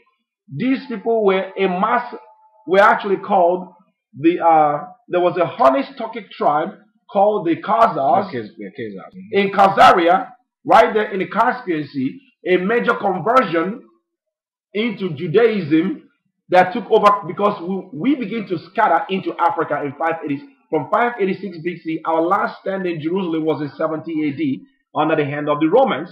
At the same time, when all this stuff was going on in Syria by the Romans, they also conquered us. They conquered all these areas. Now, you're looking at our people now totally displaced and the land taken over, left desolate. Now you have these people now who already converted, and now they're planning on how to bring the Zionist regime to establish the state of Israel in Jerusalem at our expense. Let's read it again. Following the outbreak of World War I, Zionism was first discussed at a British cabinet level on 9 November 1914. Come on. 4 days after Britain's declaration of war on the Ottoman Empire. You see that? Because now the British are going to take down the Ottoman Empire, take over those whole territory now, declaring this war. Come on. At a cabinet meeting, David Lloyd George, Chancellor of the Exchequer, referred to the ultimate destiny of Palestine, Lord George's law. So now they begin to discuss the destiny of the promised land. Because now we're no longer in the land. Yep. Go ahead. Lord George's law firm, it is called law firm, Lord George, Robert and Co. has been engaged a decade before the Zionists to work on the British Uganda program. You see that? Because the original land where they wanted to put the Zionists was in Uganda. In fact, a lot of them moved to Uganda, in East Africa, because that's where they actually wanted to put this so-called state of European convert Israelis, the fake Israelis. They were supposed to be in Uganda. Go ahead. In a discussion after the meeting with the fellow Zionist Herbert Samuel, who had a seat in the cabinet as president of the local government board, Lord George assured him that he was very keen to see a Jewish state established in Palestine. He was very keen to see a what? A Jewish state established in Palestine. These are false convert Jews. We have historical records. This is a book called The Chosen People from the Caucasus, and written by Michael Bradley, letting you know that these people, cultures, that Jewish people actually came from the Caucasus Mountains of Georgia, Russia. They are not Israelites at all. They are converts. You have another book written by Shlomo Sand. It's called The Invention of the Jewish People. Now, we're not saying this to derail anyone. We're just saying this as a historical fact. Everybody knows they're not the real Jews if you know true world history. This one was written by Shlomo Sand, a history professor currently now in Tel Aviv University, letting you know that they're not the real Jews. The conflict is about Zion and our land. The controversy of Zion is the burden of Syria and all these nations that you see going on right now. When we get a chance, we're going to go into these books. We also have 13 Tribe by Arthur Koestler. We have many books written on this stuff with true world-class historians that know what's really going on. Here they are negotiating how they're going to bring these converts into Jerusalem.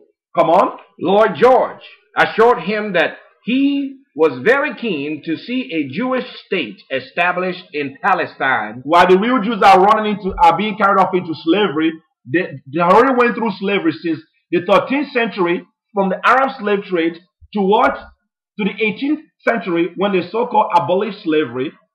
Now here comes these people by the 19th century begin to bring the false Jews to establish the so-called state of Israeli. Now they wanted to do that in Uganda, which is very interesting because as you know the influx of Israelites, Uganda is very close over there. A lot of Israelites fled into East Africa too. And I feel like if they can come close over there, we can always make ourselves back into Palestine. We have to have our foot in those regions around Jerusalem. So if we're close out there, eventually, watching events develop, we will make our way back into Jerusalem because it was already prophesied that Satan will be ruling out of Jerusalem with his people. Go ahead.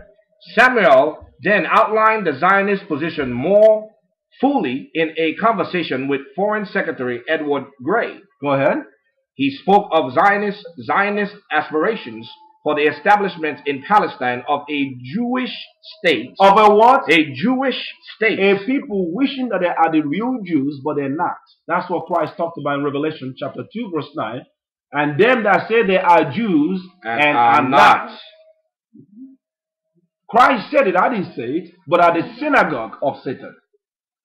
But the real Jews are suffering in poverty. Come on. Of a Jewish state and of the importance of its geographical position to the British Empire. Come on. Samuel's memoir states, I mentioned in an open quote, I mentioned that two things would be essential: that the state should be neutralized, since it could not be large enough to define itself, and that the free access of Christian pilgrims should be granted. See there, because there's a lot of Christians now believe the false doctrine now of Christ, but they want some level of pilgrimage that they can always come over there to see the historical areas where the real Christ and his people actually lived. Us. Go ahead. I also said it would be a great advantage if the remainder of Syria were annexed by France. The remainder of Syria were what? Annexed by France. Was actually put or fixed with France, controlled by the French. Go ahead. As it would be far better for the state to have a European power as neighbors than the Turks. You see that? Quote. So they want the French to be closer to them than who? The Turks. Like the Turkey. See how they help each other, Edomites. Go ahead. Then the same evening, Prime Minister H.H. Asquith announced that the dismemberment of the Turkish Empire have become a war aimed in a speech at the Lloyd Mayor's banquet. In January 1915, Samuel submitted a Zionist memorandum entitled "The Future of Palestine." The future of Palestine. That's a plan, an agreement that how they're going to take over those lands. Exactly how they took it over. Go ahead. The future of Palestine to the cabinet after discussing with Wiseman and Lloyd George. Now Wiseman is Jewish. Man, it's amazing. This is a meticulous plan on how they're going to take over our land, and a secret agreement. And you also have the Balfour Declaration Treaty. Go ahead. On 5th February 1915, Samuel had another discussion with Gray. Open quote. When I asked him what his solution was, he said it may be possible to neutralize the country under international guarantee, and to vest the government of the country in some kind of council to be established by the Jews. To be what? To be established by the Jews. Now these are not the real Jews. These are the convert Jews that will be brought into the land. Go ahead. After further conversation with Lloyd, George, and Gray, Samuel calculated a revised text to the cabinet in the middle of March 1915. Go ahead. Zionism or the Jewish question were not considered by the report of the Bonson Committee prepared to determine British and wartime policy toward the Ottoman Empire, submitted in June 1915. Prior to the departure of Sykes to meet Russian Foreign Minister Sergei Sazonov in Petrograd on 27 February 1916, they said, Sykes was approached with a plan by Samuel. The plan put forward by Samuel was in form of a memorandum which Skytes thought prudent to commit to memory and destroy. It says, commenting on it, Skyte wrote to Samuel suggesting that if Belgium... Okay, let's go to the conflict. Are you down here? Yeah, the conflict. Yeah, come down to the conflict. Let's go straight to the point. This is the conflicting promises. The conflicting promises. Go ahead. Lord Curzon said the great powers were still committed to the regalement organic agreement regarding the Lebanon Vignette of June 1861 and September 1864, and that the rights granted to France in the blue area under the Sykes-Picot Agreement were not compatible with the agreement. The greatest source of conflict was the Balfour Declaration 1917. Lord Balfour wrote a memorandum from the Paris Peace Conference, which stated that the other allies had implicitly rejected the Sykes-Picot Agreement by... See that? So they rejected the Sykes-Picot Agreement, but they're going to make the Balfour Declaration. Let's show you this history about the British program. We're still reading about the British program. Let's read this right here.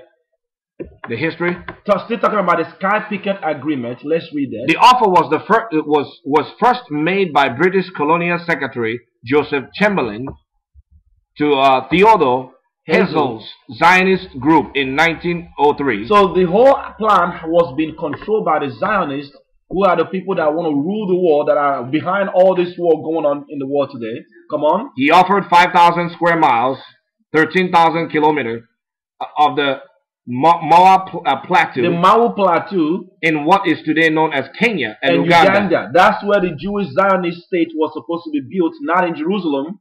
Come on. The offer was a response to pogroms against the Jews in Russia. These are the fake Jews in where? In Russia. Convert Jews in Caspian Sea that already converted, while the real Jews are forgotten, lost their identity, has already been discontinued from their heritage. These are Europeans now. That's why the conflict is raging in the Middle East. That they're going to be bringing these Russians in Africa.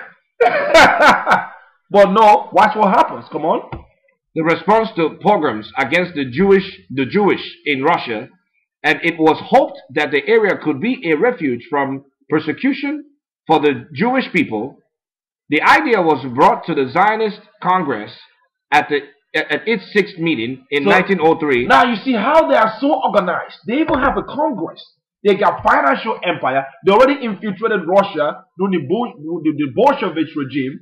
They understand the rulership that are really controlled by the world, while the real Jews have been totally destroyed and eradicated. And cut off from being a nation. Cut off, and we're not even together anymore. Now they control the whole world. They're making all the plan and decisions. Amazing. Very organized. We can never organize. We're so divided as a people. We can even put shoes together with one family. We'll fight. But they know the agenda. Go ahead. There, a fierce debate ensued. The African land was described as an antechamber to the Holy Land. The African life was described as a what? The African land was described as an antechamber to the Holy Land. Come on.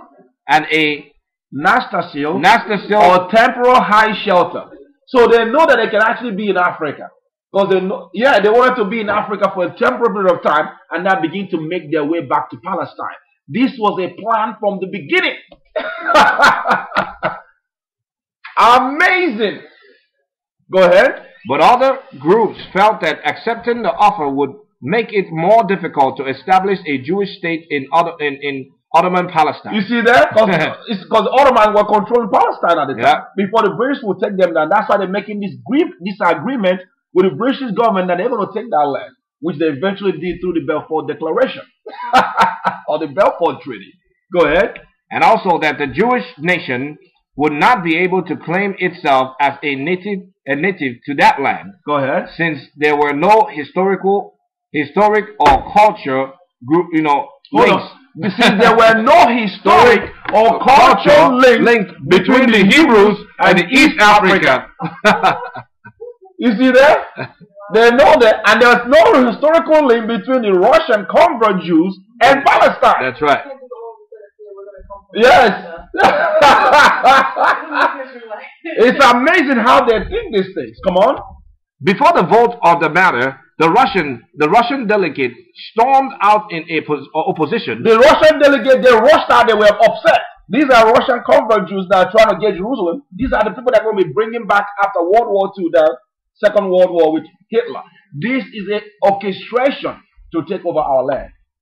Go ahead. By a remaining vote of 295 to 177. And they're voting on these issues. Go ahead. It was decided to send an investigatory commission on expedition to examine the territory proposed. So they're going to go look at Uganda and Kenya to see what it looks like. Go ahead. The next year, a 3-man delegation was sent to inspect the plateau. They went over there to inspect the plateau in Uganda and Kenya. Its high elevation gave it a temperate climate, making it suitable for Europeans' settlement.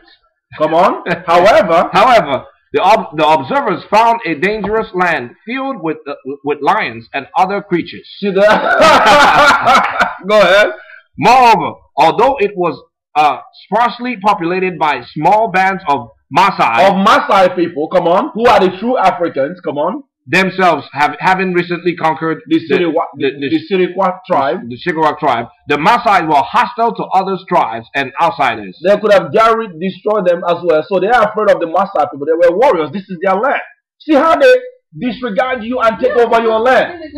They can just come in and do whatever they want. Because they got the control of the world in their hand.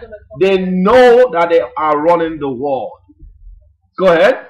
After receiving this report, the following Congress in 1905 decided to politely decline the British offer. So they politely did what? Declined the British offer. Come on. Some fake Jews, which are the convert Jews, not the real Jews, come on, viewed this as a mistake. Why?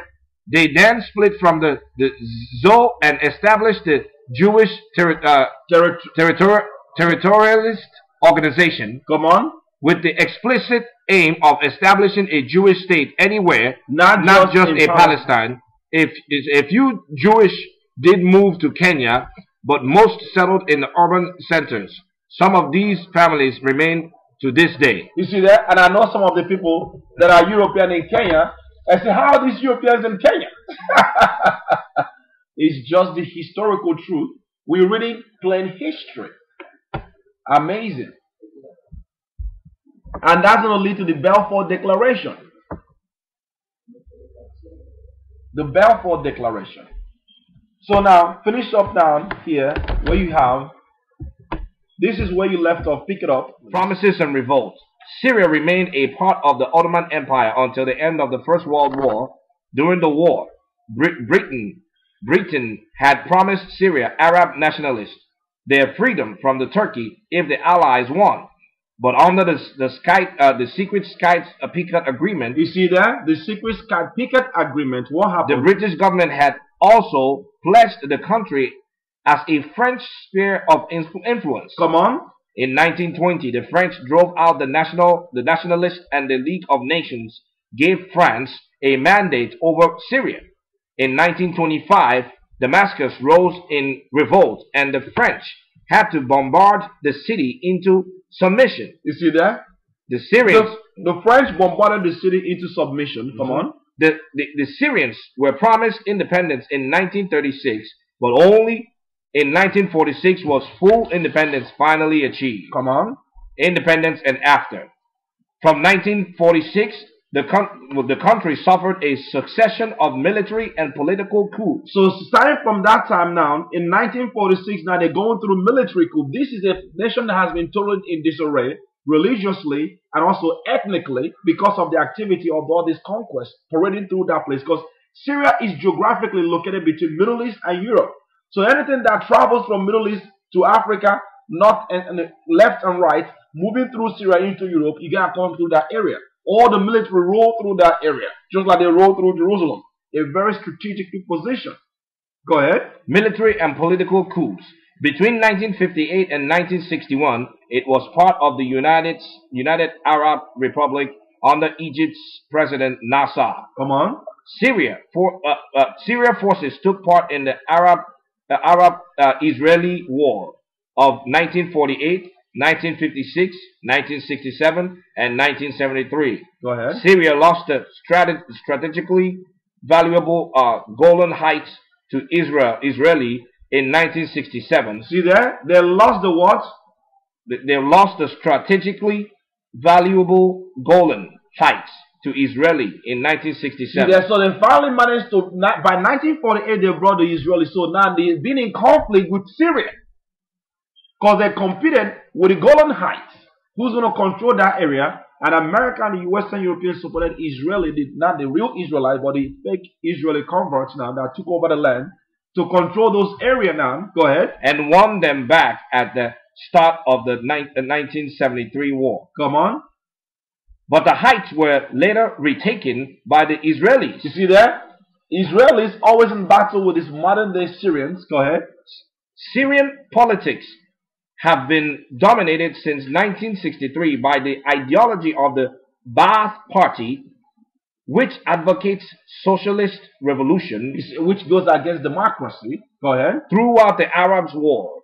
In 1966, Nureddin al-Atassi seized power. He himself was ousted in 1970, and Hafez al-Assad became president. Al-Assad became what? President in 1971. And this is going to be the father of Assad that's fighting right now in Syria. We just came through the history full circle. This Assad that is fighting, he's been fighting against these people, against the Israeli regime. So when I was in college, I studied politics as well and economics. They call Syria a rogue nation, just like Iran. Everyone that opposes that has a socialist agenda that does not line up, because now Iran is linked up with Syria, with their biggest ally. We want to read that in modern politics now. So see how this war has been raging. These are Edomites fighting over the control of some are Muslims. The Mosai has sent a conflict among the nations. So now, let's get into the conflict, into the Bible now. Isaiah chapter 17. Well, these are the two key. The Mosai is causing the nations to fight. Isaiah chapter 34, verse 1. Let's read that.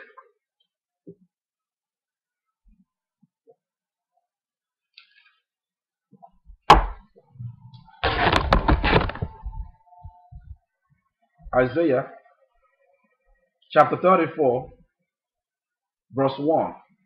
Isaiah 34, verse 1, and it reads, Yeah. Come near, ye nations. Come here, ye what? Ye nations. The nations are the races, the Gentile nations, non-Israelites that has been ruling since we fell. The Most High said, draw nigh, ye nations. To hear, and hearken, ye people. And hearken, all ye people. Let the earth hear. Let the earth hear. And all that is therein. Come on. The world and all things that come forth of it. Go ahead. For the indignation of the Most High is upon all nations. The anger of the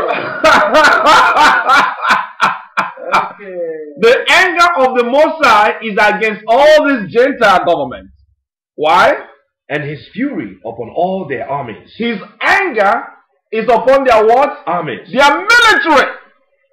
They must come to fight in Jerusalem. He's sending this nation, he sent the conflict amongst them that they're going to fight to break their empires. His fury upon all their armies. Go ahead. He had utterly destroyed them. He had delivered them to slaughter. He had delivered them to what? To slaughter. This is the world war that is about to rage. Come on. Their slain also shall be cast out, and their stink shall come up out of their carcasses. Their stink shall come out of their what? Carcasses. Out of their carcasses. You see there? Bodies dead. Listen, when you look at what, they're not even showing you CNN what's going on in Syria right now. You have people that are lined up and being shot on their head. Pop, pop, pop, pop. But you're going to find out who's behind these wars. Who's behind the death and destruction in Syria right now. We're going to show you that. By the death, the war in Syria is going to lead to the liberation. Keep your hand there. Let's read that history real quick. In current events now.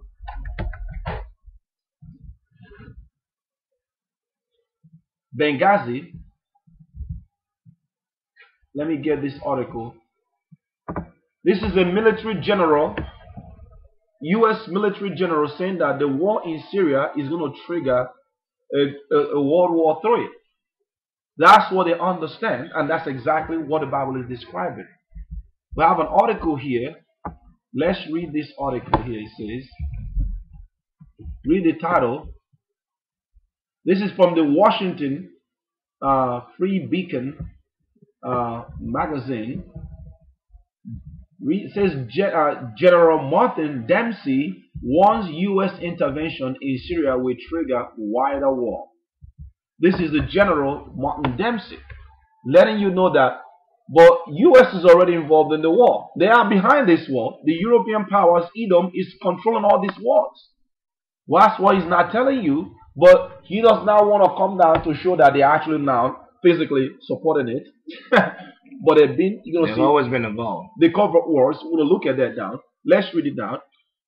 U.S. military interventions in Syria on behalf of Syrian rebels fighting the Bashar al-Assad regime risk embroiling the United States and states in the region in a wider conflict. You see that? In a wider conflict. Go ahead. The chairman of the Joint Chief of Staff said in a letter to Congress, Army General Martin Dempsey provided a mainly negative assessment of U.S. military interventions and warned that joining the war in Syria could assist Islamist extremists, help them gain access to chemical weapons, and further erode U.S. military readiness, already suffering from sharp defense budget cuts. Because they did cut their defense budget, but they've already have enough to fund their wars, because they got military stretched thin. So come on. Using forces is no less than an act of war, Dempsey stated in the July 19th letter, adding that any use of force should be based on confidence that it will achieve the U.S. policy of ousting the Assad regime. Ousting the what? The Assad regime. Because the Assad regime is lined up with who? Iran. So you have Saudi Arabia that's lined up, which is the house of Ishmael, lined up with the house of East, or the 10 horn, the European powers and the United Nations and the United States, working together to topple Iran and Syria, because Syria, even though they're Muslim now, that was taken down by the Umayyad and the Ottoman Empire, they actually understand the agenda. They have been fighting this war for a long time against the Israeli occupation in Jerusalem. These are the conflicts that the Most High sent amongst the nations. They are divided.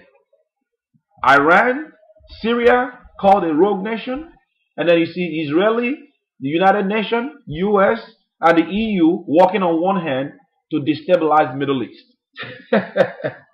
and set up their one world government. And the Dempseys want it so that they don't want to show a physical overarching hand, but they're already there because they are the one that are funding. We want to look at that. That's the general warning about a greater, wider war.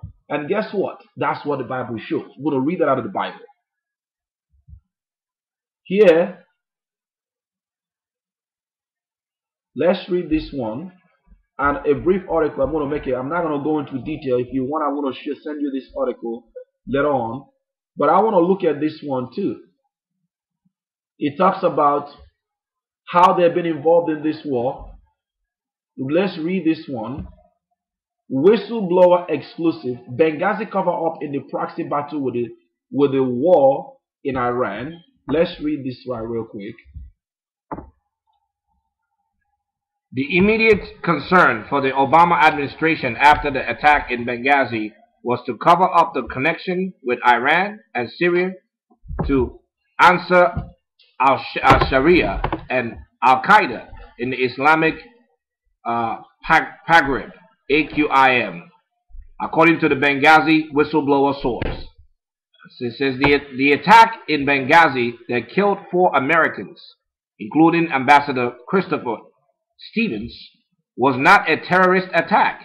It was a nation-state attack, an escalation of war, and an opening of a new front in the tit-for-tat conflict with Iran and by extension their proxy partner Russia, that is now being fought in Syria. That is now being what? Fought in Syria. So the war in Syria, which we saw in history that Russia has always been down with Syria, that's why they supported them for a long time.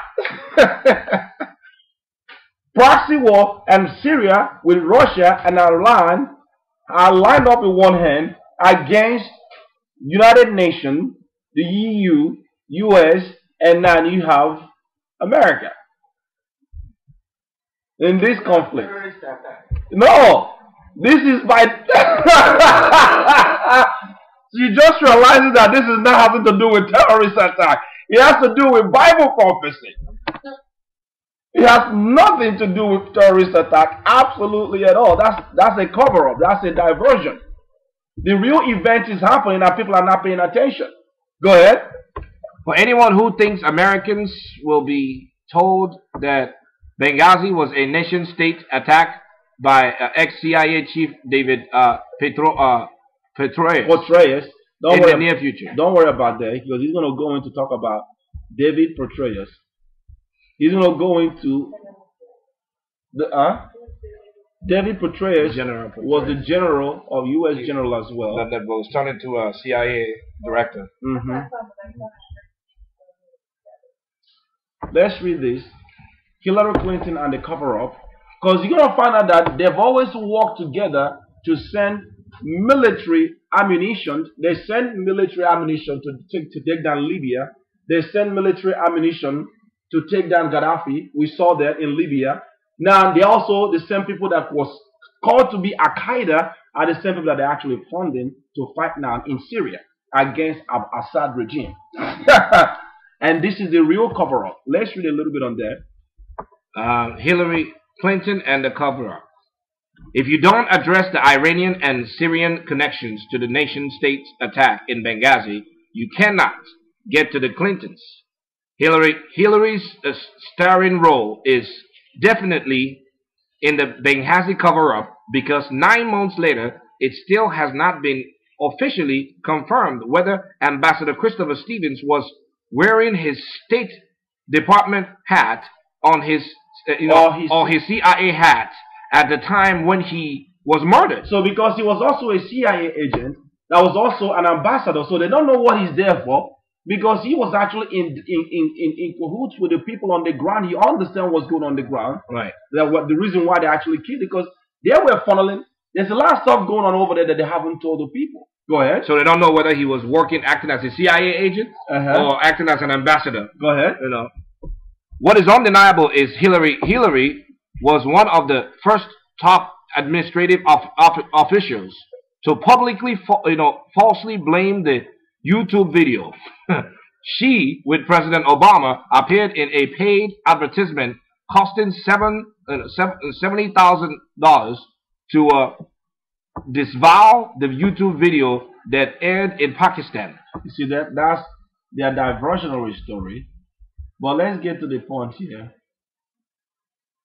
where he talks about what the war is really about. The next time someone, be it in the media, President Obama or Secretary of State John Kerry, or member of the Congress like the insurable Senator John McCain, says the U.S. needs to overthrow Syria, President Assad, or for humanitarian purposes, ask them what they think will happen next. Are they really so stupid to actually believe that freedom and democracy, unicorn peace and lollipops will take over Syria after Assad is removed, or will another vacuum be created for the Muslim Brotherhood to fill, a vacuum that will be filled by massive bloodshed, ethnic cleansing, genocide that could set the entire region on fire? with America and NATO troops being dragged into to serve the interests of someone else who are using American military might to create the United States of Islam. You already can see it happening in Tunisia, Egypt, and Libya. They're changing the whole region. They're actually taking over the whole area and bringing down to establish the Jewish Zionists and the control of the Western powers over those regions. It was all a plan to take down Syria. They systematically wanted to go into Iraq, Afghanistan. From Afghanistan, they went into where? They went into Libya, where Tunisia, Libya, Egypt. Libya now, after Libya now, they're going into Syria. They take down Syria, now comes Iran. These are all wars that are planned to destabilize the whole Middle East, but this is going to lead to the greater war. That's what the general warns about, and that's what the Bible says here. So we're going to read in the Bible. We have Second Esdras.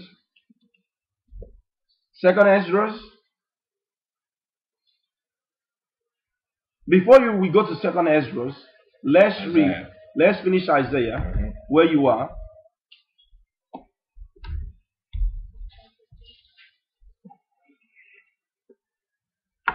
Let's go to Isaiah 34. Chapter 34. Verse 3. Hold on 1 second.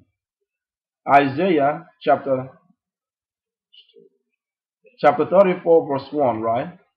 Where did you stop off? Oh, verse 3, but let me read verse 2 again. Okay, before you go to Isaiah now, let's finish with let's go to Isaiah chapter 17, because it shows you what's going on in Libya in this area right now. Isaiah chapter 17 verse 1.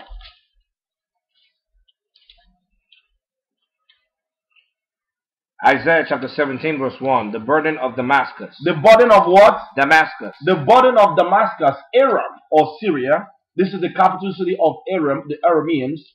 We saw how they've been taken over, and these are the same people competing for global conquest to destabilize, the Middle East for the Zionist state. The burden of Damascus. Go ahead. The burden of Damascus. Behold, Damascus is taken away from being a city. Damascus is taken away from what? Being a city. Being a city. This has not happened yet. It has always been taken over, but has never been taken away from ever being a city. This prophecy has not been fulfilled yet. Go ahead. And it shall be a ruins of heap. And it shall be a what? A ruins of heap. It's going to be a ruinous heap. This is the war that's about to rage over there. After when this war finally explodes, it's going to be a ruinous heap in Damascus. This is the future prophecy, the destiny of what's going to happen to this place when it finally explodes. Go ahead. The cities of Aroer are forsaken. The city of what? Aroer are forsaken. Aroer, yeah. The word Aroer means naked. That's actually in Igbo. We named all these places are forsaken, and that's what it means. It's naked and forsaken. Yeah. It's naked and forsaken. It's a future destination. Did you read that in Hebrew? Yeah. Thank you. What does it say in Hebrew? Nudity is naked. Go ahead. They shall be for flocks which shall lie down, and none shall make them afraid. Come on. The fortress also shall cease from Ephraim, and the kingdoms from Damascus. The fortress shall cease from Ephraim, and the kingdom from where? Damascus. It has already ceased from Ephraim, because the Ephraimite, the northern kingdom, was right there next to them. That has already been fulfilled, and it's been going on how they've been displaced, but eventually the whole area will cease to exist. That's what he's telling you. Go ahead. And the kingdom from Damascus, and the remnant of Syria, they shall be as the glory of the children of Israel, said Ahiah of hosts. Come on. And in that day, what day? The day of the Most High. What will happen? It shall come to pass that the glory of Jacob shall be made thin. Come on. And the fatness of his flesh shall wax lean. Exactly what we've been going through. We've been made lean all these years. We're no longer in Jerusalem. Our glory is no more there. And that's why all these powers have been doing all this stuff. But the Ephraimites has been gone, the Puerto Ricans, the Mexicans, the North American Indians, they already left. Damascus has been pillaged now, leading to the final conflict that's going to destroy the whole area. Go ahead. And it shall be as when the harvestman gathereth the corn, Come on. and reapeth the ears with his arm. And it shall be as he that gathereth ears in the valley of Rephaim. In the valley of what? Rephaim. Come on.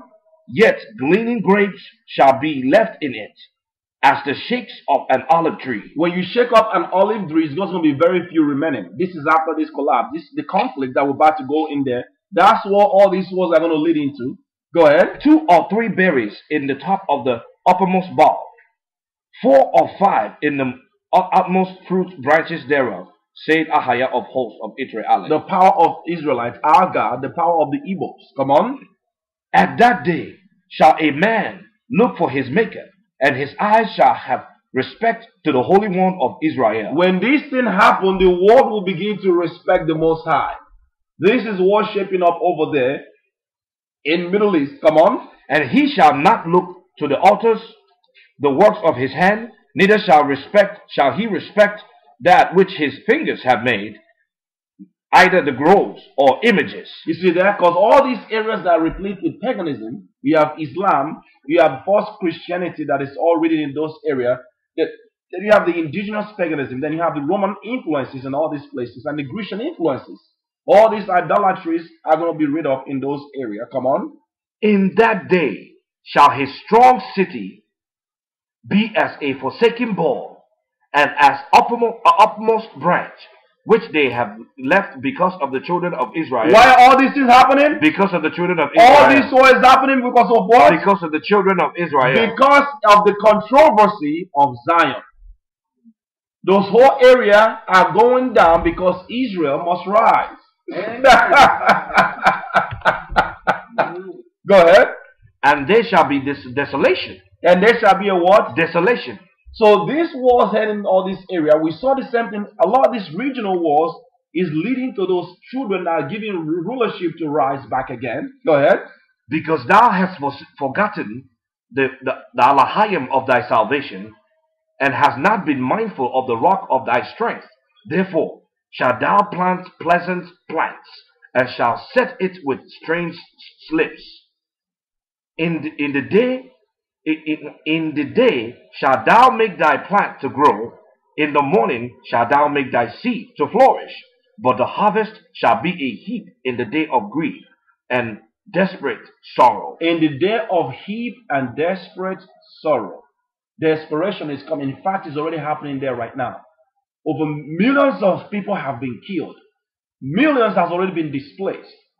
And people don't understand the hand of the Western powers that are actually influencing and controlling all this stuff.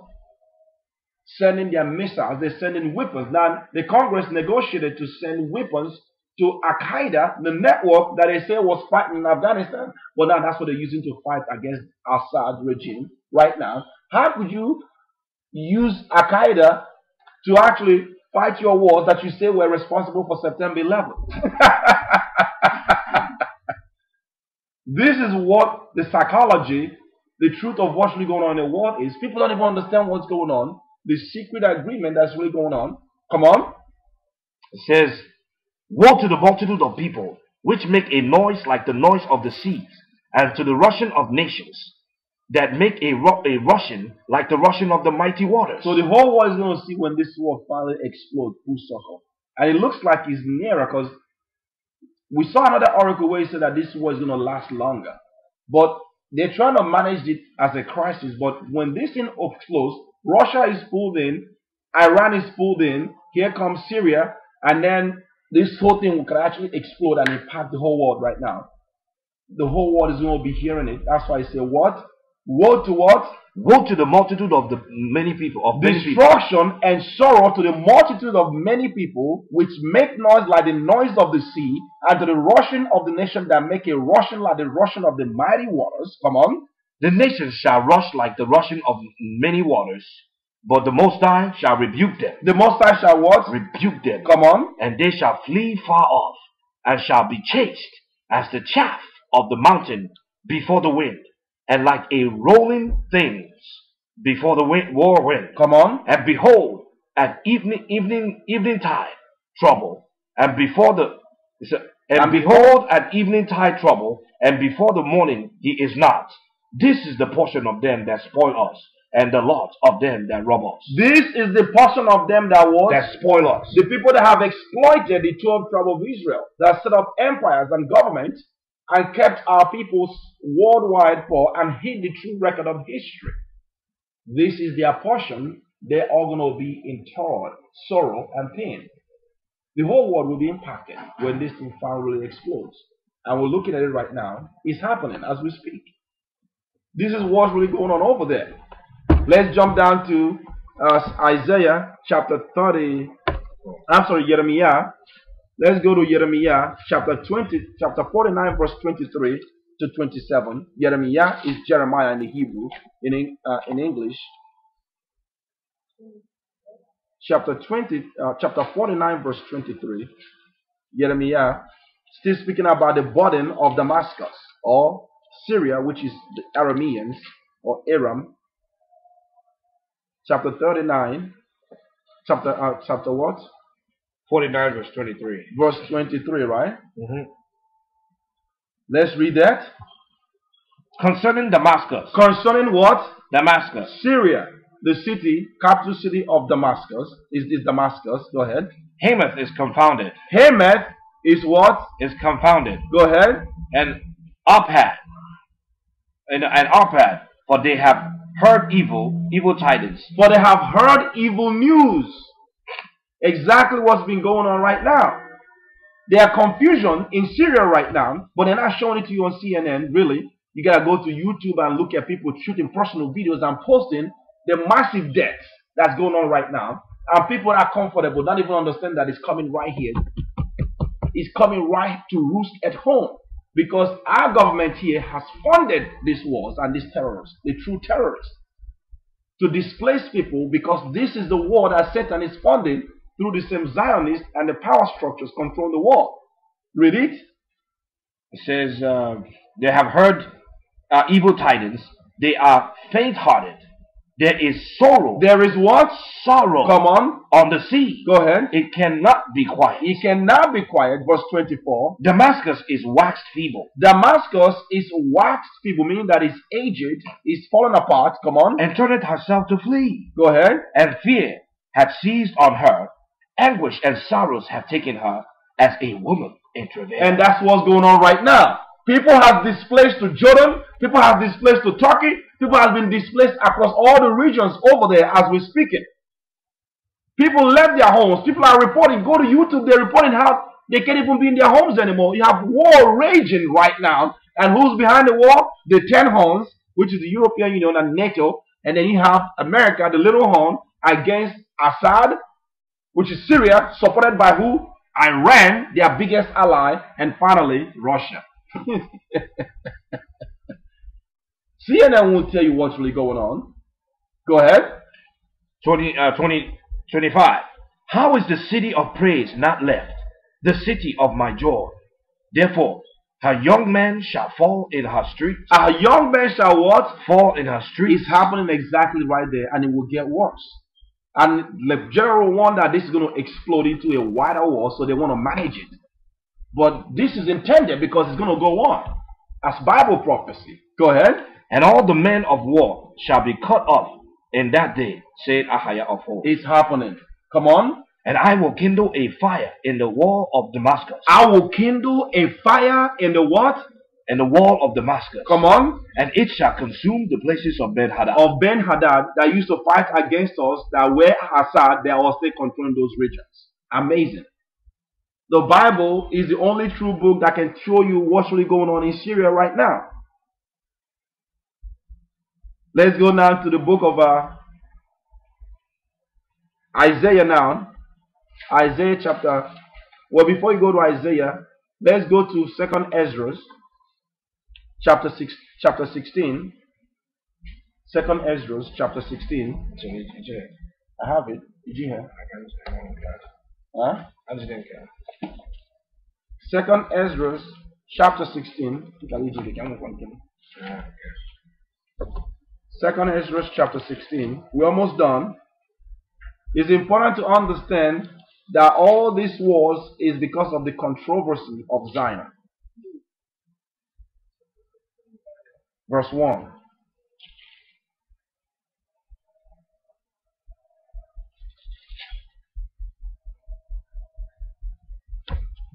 Second Ezra chapter 16 verse 1. The whole Ezra chapter 15 tells you how the war in Middle East is going to explode. Say, behold, clouds from the east and from the north unto the south, and are very terrible to look upon, full of wrath and storm.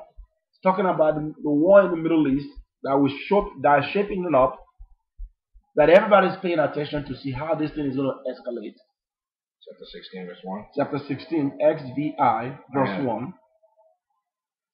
So now, you're going to see how this war is going to lead to fall of Western civilization for our kingdom to come.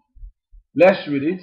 Second Ezra chapter 16, verse 1, and it reads, Woe be unto thee, Babylon. Woe be unto you what? Babylon. America, Western civilization. And Asia. And Asia, China, that are actually in cahoots with them, because this war is going to lead to their rulership to fall. Come on. Woe be unto thee, Egypt. What is going on in Egypt right now? Revolt is going on in Egypt. It's been happening in Egypt. You saw the same thing happen in Tunisia. Those areas are significant in Bible prophecy. Come on. Woe be unto thee, Egypt and Syria. And what? And Syria. And what? And Syria. And Syria. Woe means sorrow and destruction. And shame. And shame. Syria, come on.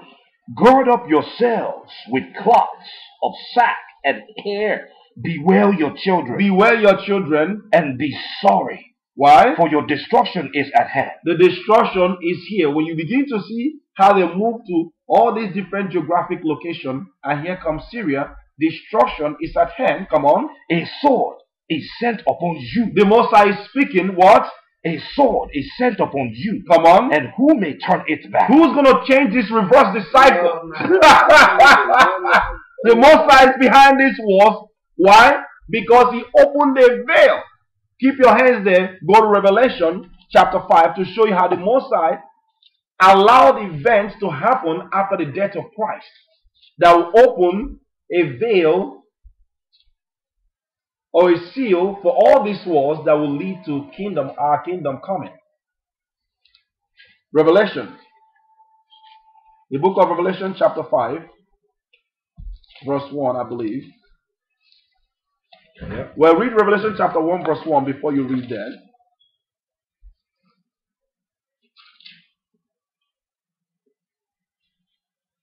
Go ahead. Revelation of the Yeshua Mashiach. Revelation of the one they call Jesus Christ, whose name is Yahshua Mashiach, the anointed Savior of the Most High. Come on. Which the Most High gave unto him to show unto his servants. To show unto his what? His servants. What? Things which must shortly come to pass. Things which must what? Shortly come to pass. Shortly come to pass. Come on. And he sent and signified it by his angel unto his servant John. Yachanan, another Israelite, our people. Yachanan is an Igbo or Hebrew name. Now, this is things which must shortly come to pass. And when you study the history of the book of Revelation, it was written 96 AD. Between 66 to 96 AD, around the 1st century. But it's talking about the things starting from that 1st century that must shortly come to pass, speaking about things leading to kingdom of Christ coming, or the event that will happen before Christ's kingdom comes. Let's look at one of those events that will happen. Revelation chapter 5, and pick it up from verse 1. Revelation chapter 5 verse 1. And I saw in the night in the right hand of him that sat on the throne a book written within and on the backside, sealed with 7 seals. Sealed with how many seals? With 7 seals. 7 seals contains information or activities or events which will shortly come to pass that will bring things to cause to happen in this earth. Come on.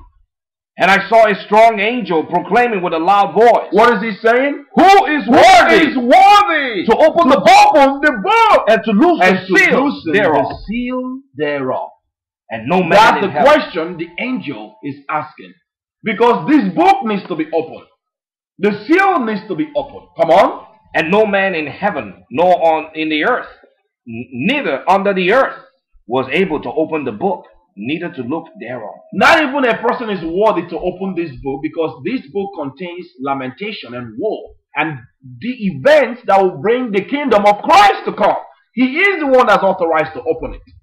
Come on. And I wept much. And I what? Wept much. Yakonan, who they call John or Johannes. John in English or Johannes in Greek. His name is Yakonan in our language, Hebrew.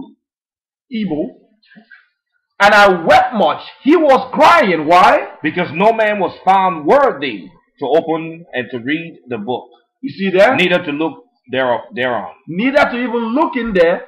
He's beginning to cry, because when you go to Revelation chapter 9, he tells you that he was crying. We've been going through tribulation. The real Jews, we've been suffering, scattered in diaspora. Go back to Revelation chapter 1 and read verse 9.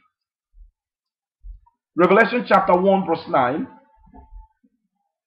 I, John, who also am your brother and companion in tribulation. I, Yakonan, who also am your brother, meaning that he's an Israelite and also companion in what? In tribulation. He's also suffering with us, because we were broken by Romans, just like all these places were broken by the Syria was also broken by the Romans and taking over those areas and in total domination and conquest.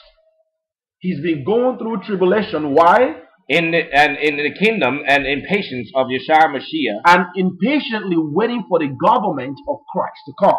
That's what he was doing. So back now to Revelation chapter 5. That's why he was weeping.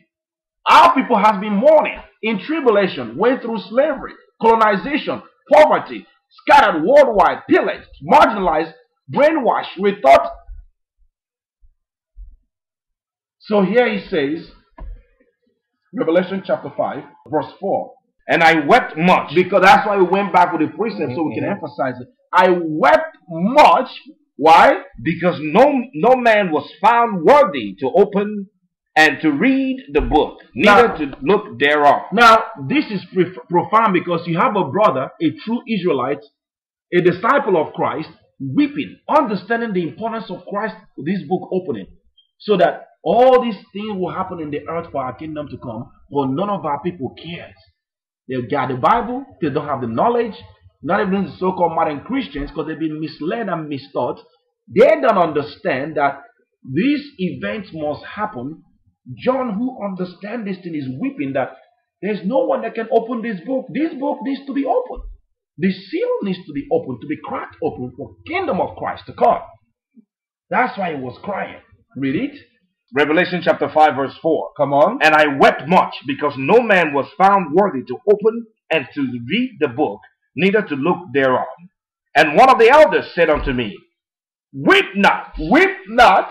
Behold. What? Behold. Come on. The lion of the tribe of Yehuda. The lion of who? Of the tribe of Yehuda. Igbo man. The roots of David. David have prevailed to open the book. To open the book. He has already conquered the power of darkness. He has paid the price for our sin. He has prevailed to open the book. And to loose the seals. And he did what? To loose the seven seals thereof. He loosed all the seals when he went there. Why? The seven seals thereof. And I beheld, and lo, in the midst of the throne, and of the four beasts. And of the what? And of the four beasts. Come on. And in the midst of the elders stood a lamb as it were had been slain. Come on. Having 7 horns and 7 eyes, which are the 7 spirits of the Most High, sent forth in all the earth. The 7 spirits of the Most High what? Sent forth in all the earth. And these spirits are the spirits that bring prophecy to happen. Why? Let's show you that the Spirit of Christ is behind prophecy. That's in the book of, the testimony of Christ is the spirit of prophecy. In the book of Revelation, it tells you there, Revelation chapter 19, verse 10. Let's read that. And I fell at his feet to worship him. And I fell at his feet to worship him. And he said unto me, what did he say? See thou do it not. I am thy fellow servant, and of thy brethren. I'm an Israelite like you, and also a servant. The Israelites are the servants. Come on. And of thy brethren that have the testimony of Yeshua. Because you have to have the, that's why it's important to know the truth. The true Israelites, the true believers have to have the true testimony. And we're going to find out what is the testimony of Christ. Read it. worshipped Elohim. Why? For the testimony of Yeshua is the spirit of prophecy. This testimony is understanding prophecy. The testimony of Christ is the spirit that brings prophecy to be fulfilled. You see that? So you have to, that's why we study prophecy and history. Because prophecy and history is the same thing. So back now to Revelation chapter 5. Verse 6. And I beheld, and lo, in the midst of the throne and of the four beasts, and in the midst of the elders, stood a lamb as it were had been slain. Come on. Having 7 horns and 7 eyes. Go ahead. Which are the 7 spirits of the Most High. The 7 spirits of what? The Most High. The spirit behind prophecy. These are the 7 spirits that will begin to fulfill events to happen in the world. Come on. 7 spirits of the Most High sent forth in all the earth. They are sent forth to bring forth the prophecy. The 7 spirits are also angels that are working to bring this thing to come to pass, for Christ's kingdom to come. Go ahead. And he came and took the book out of the right hand of him that sat upon the throne. Go ahead. And when he had taken the book, the 4 beasts and the 24 elders fell down before the Lamb, having every one of them harps and golden vials full of odors, which are the prayers of the saints. Which are the what? The prayers of the saints. Come down to chapter 6 and let's look at the seals now that were opened. Verse 1. Chapter 6, verse 1. Go ahead. And it says, and I saw when the Lamb opened one of the seals. What happened when he opened one of the seals? And I heard as it were the noise of thunder, one of the 4 beasts saying, Come and see. Come and see. And I saw, and behold, a white horse, and he that sat on him had a bow, and a crown was given unto him, and he went forth conquering, and to conquer. So there's a war raging, that the seal that was waging for conquering and conquer. That we're not going to teach on the seals today, but these are things that was open for things to happen in the earth. Come on. And when he had opened the 2nd seal, what happened? I heard the 2nd beast say, Come and see. Come and see. And there went out another horse that was red. And that was what? That was red. It's significant that the dragon is also red. Go ahead. And power was given to him that sat thereon to take peace from the earth. So take what? Peace from the earth. So this red dragon that we're going to break down in another teaching is going to take away peace. Another one is going to become war and conquest. These are all the stuff that was opened up since crisis, that events that will happen after the death of Christ. Go ahead. And that they should kill one another, and there was given unto him a great sword. So war and conquest and destruction is part of the seals that was opened for the major slaughter. This is after Christ. This is after Christ. You know, this pastors, they are not teaching this one in the Revelation. No, they don't know what the Revelation is saying. Even this man used to draw the horse, the red, and the right. white. But he doesn't know what it means. Yes. John Hagee. Hagee. No, John Hagee. Teaching, yeah, They're teaching lies. You don't understand prophecy if you don't know history and know the true records. You don't know who Israel is and who the Gentiles are. This is how they deceive our people, because how many of our people get a chance to really understand these things? They just take whatever is given to them. John Hagee has no authority over the Bible. And they'll put it in writing, selling. And they're selling books over these types of prophecy. They don't know what the Bible is saying, really. It's part of the propaganda machine to keep our people sleeping.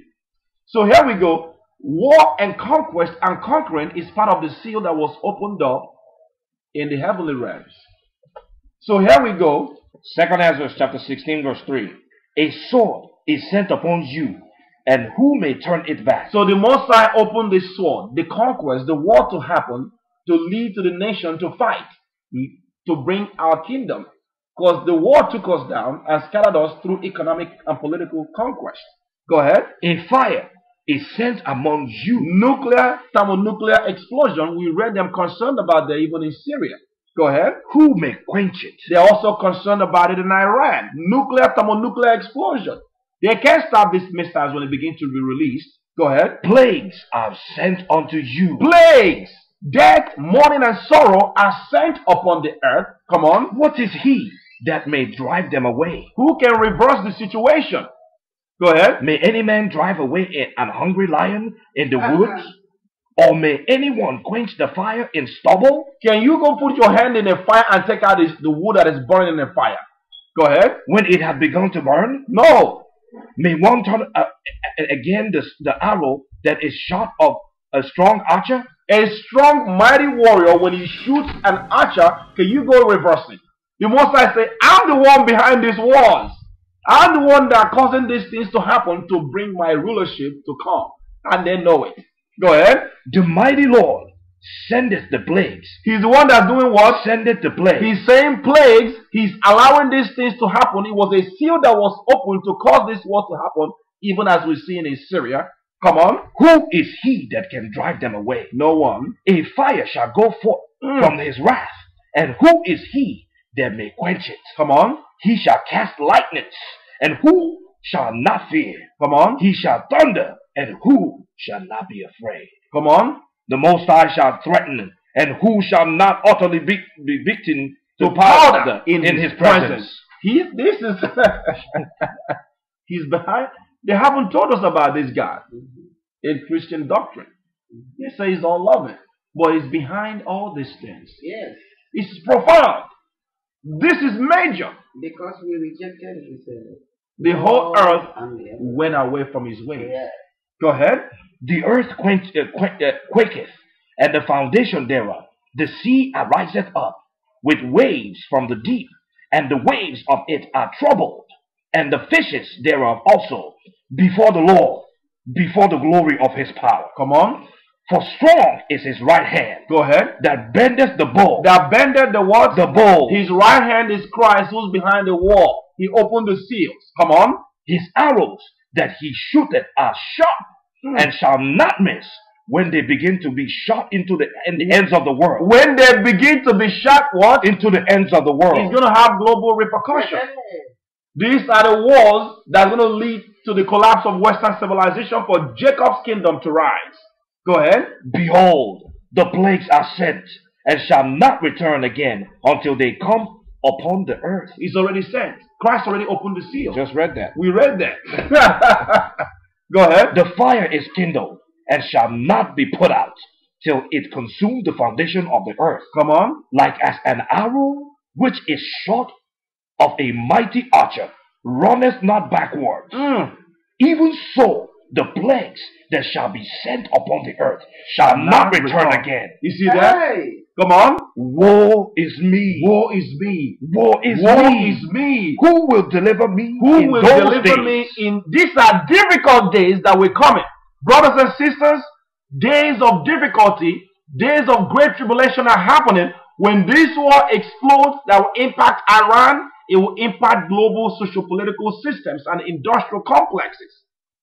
The days of mourning and sorrow, you're going to find out the reason why all these things are happening is because they have broken his laws, changed everything, and the people of God are at the bottom and being totally exploited. Read it.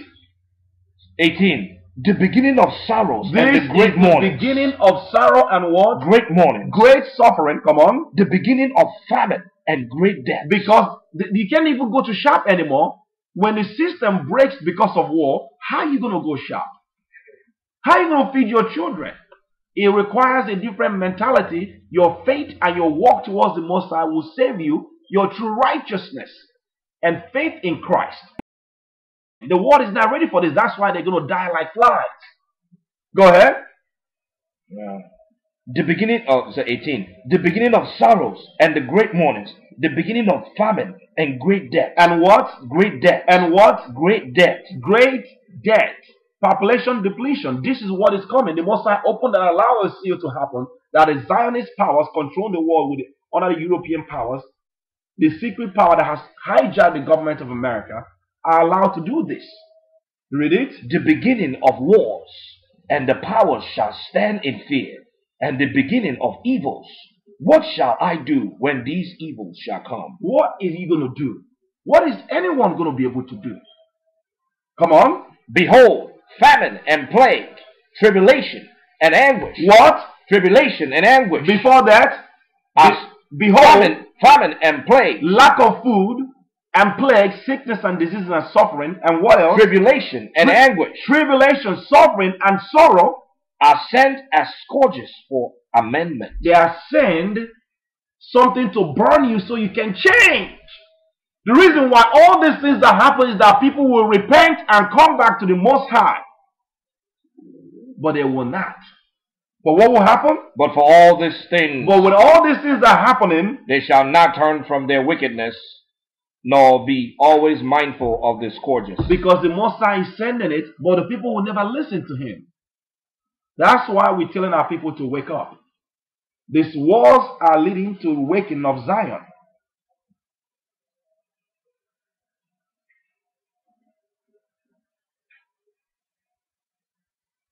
To awakening of the people, both Jews and Gentiles, that will wake up. We're trying to round up here. Second Ezra is what we just finished reading. Now let's finish Isaiah chapter 34 now.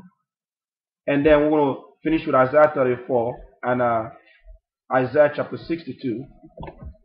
Our last precept. Isaiah chapter 34 verse 1. Isaiah 34 verse 1, and it reads, Come near, ye nations, Come here, ye nations. to hear, and hearken, ye people. Come on. Let the earth hear. Let the earth listen. The most 34 verse 1. Let the earth listen to what's really going on. The Most High is drawing their attention through all these scourges for amendment. Go ahead. And all that is therein, the world and all things that come forth of it. For the indignation of the Most High is upon all nations. His anger is upon all what? All nations. All the Gentile government. Come on. And his fury upon all their armies. He's drawing their armies to come in the valley of Yehoshaphat. Yahuchiafa, Chineke Chiafa. Let the Most High judge them. Read it. He had utterly destroyed them. He had delivered them to be slaughtered. You see how he caused the war to happen? He allowed this military to fight amongst themselves. Read it. Their slain also shall be cast out. Their stink shall come up out of their carcasses, and the mountains shall be melted with their blood. Come on. And all the host of heaven shall be dissolved, and the heavens shall be rolled together as a scroll. Linking to that Matthew chapter 24 when Christ is returned, telling you that this prophecy has not been fulfilled yet. Go ahead. And all their hosts shall fall down, and the leaf falleth off from the vine, as the leaf falleth off from the vine, and as a fallen fig from the fig tree. As a fallen fig from the what? Fig tree. All the heavenly hosts, the fallen angels, is going to shake them down like a leaf fall out of a fig tree. Go ahead. For my sword shall be bathed in heaven. His sword shall be drenched from the heavenly realms. Come on. Behold, I shall come down upon Idumea. He shall come down upon who? Idumea. The Western civilization, Edom. Come on. And upon the people of my curse. Upon the people that are behind this wall that Satan is using, the governing power that we've been reading about that are conquering under Alexander, conquering under Roman Empire, conquering under EU, America, conquering with the Zionist regime, controlling all these things, that are really not telling their people what's really going on, really. The Most High say his blood is drenched with blood, and it's going to come down upon Idumea, a people that he cursed, like we saw he cursed the serpent. And that's who serpents have been using to wage his own war against the woman that brought about the man child. Go ahead. It shall come upon the people of my curse to judgment. 6. The sword of the Most High is filled with blood. It is made fat with fatness. It is made fat with what? With fatness. This is the blood that the Father is sending on the earth before Christ is coming. That's what these wars are leading to. Go ahead. With the blood of lambs and goats, and with the fat of kidneys of rams. For the Most High had a sacrifice in Bosra. What is Bosra? The capital city of Edom. Bosra is where the Caucasians was in Edom before they begin to move to Greeks and Rome. It's amazing. Go ahead. And a great slaughter in the land of Idumea. The land of what? Idumea. Idumea. Come on. And the unicorn shall come down with them, and the bullocks with the bulls, and their lands shall be soaked with blood, and their dust made fat with fatness. And their dust made fat with what? Fatness. Come on. For it is the day of the Most High's vengeance. The day of the Most High's vengeance. So you see there? He allows judgment to come upon the military But he knows who's been the strength of the military. The one that is going to break is the power of this EU and the powers, the Illuminist powers that are controlling the world, deceiving their own very people. Go ahead. For it is the day of the Lord's vengeance, and the year of recompense for the controversy of Zion. For the controversy of what? Of Zion. All this war is because of what? Zion. Zion! This war that you see raging is because of the controversy of Zion. How they all got together and scattered and pillaged us. Now they are in a total chaos, leading to our kingdom coming. The controversy of Zion. Let's read Isaiah chapter 62, verse 1, and we're done with that.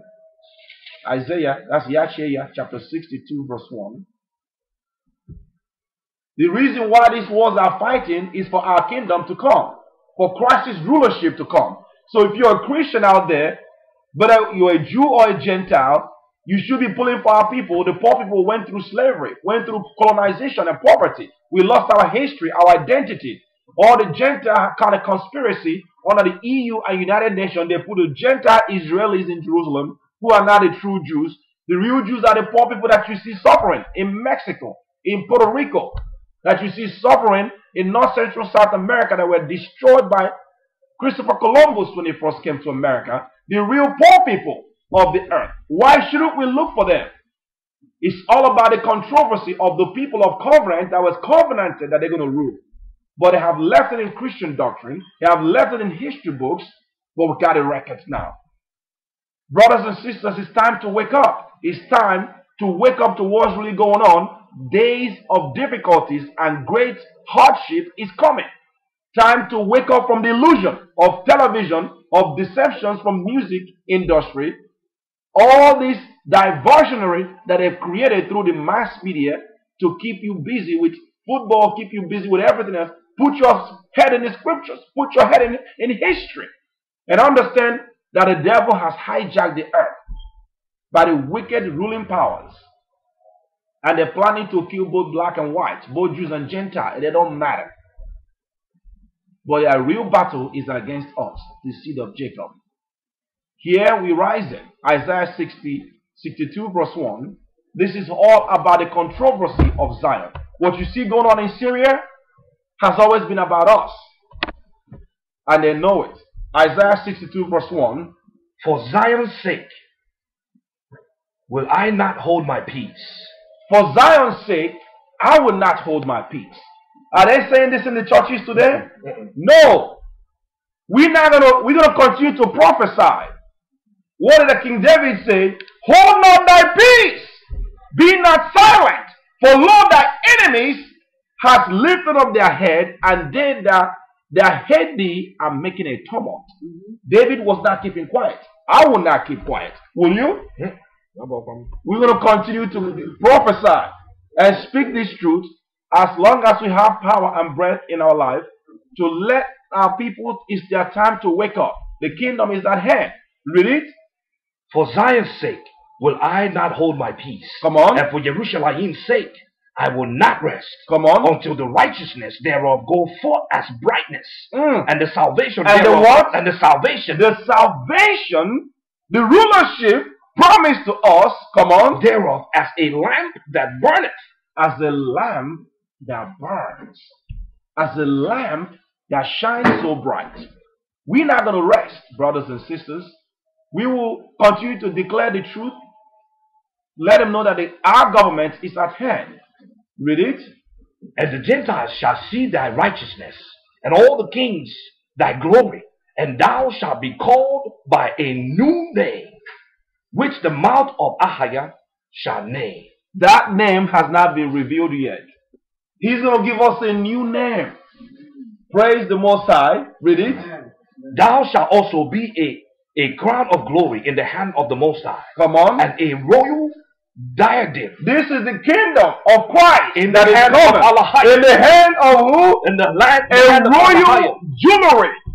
The kingship is belong to Jacob. This is why all these wars are raging. That the nations where their armies are fighting to break their power, that the poor will rise. The first shall be the last, and the last first.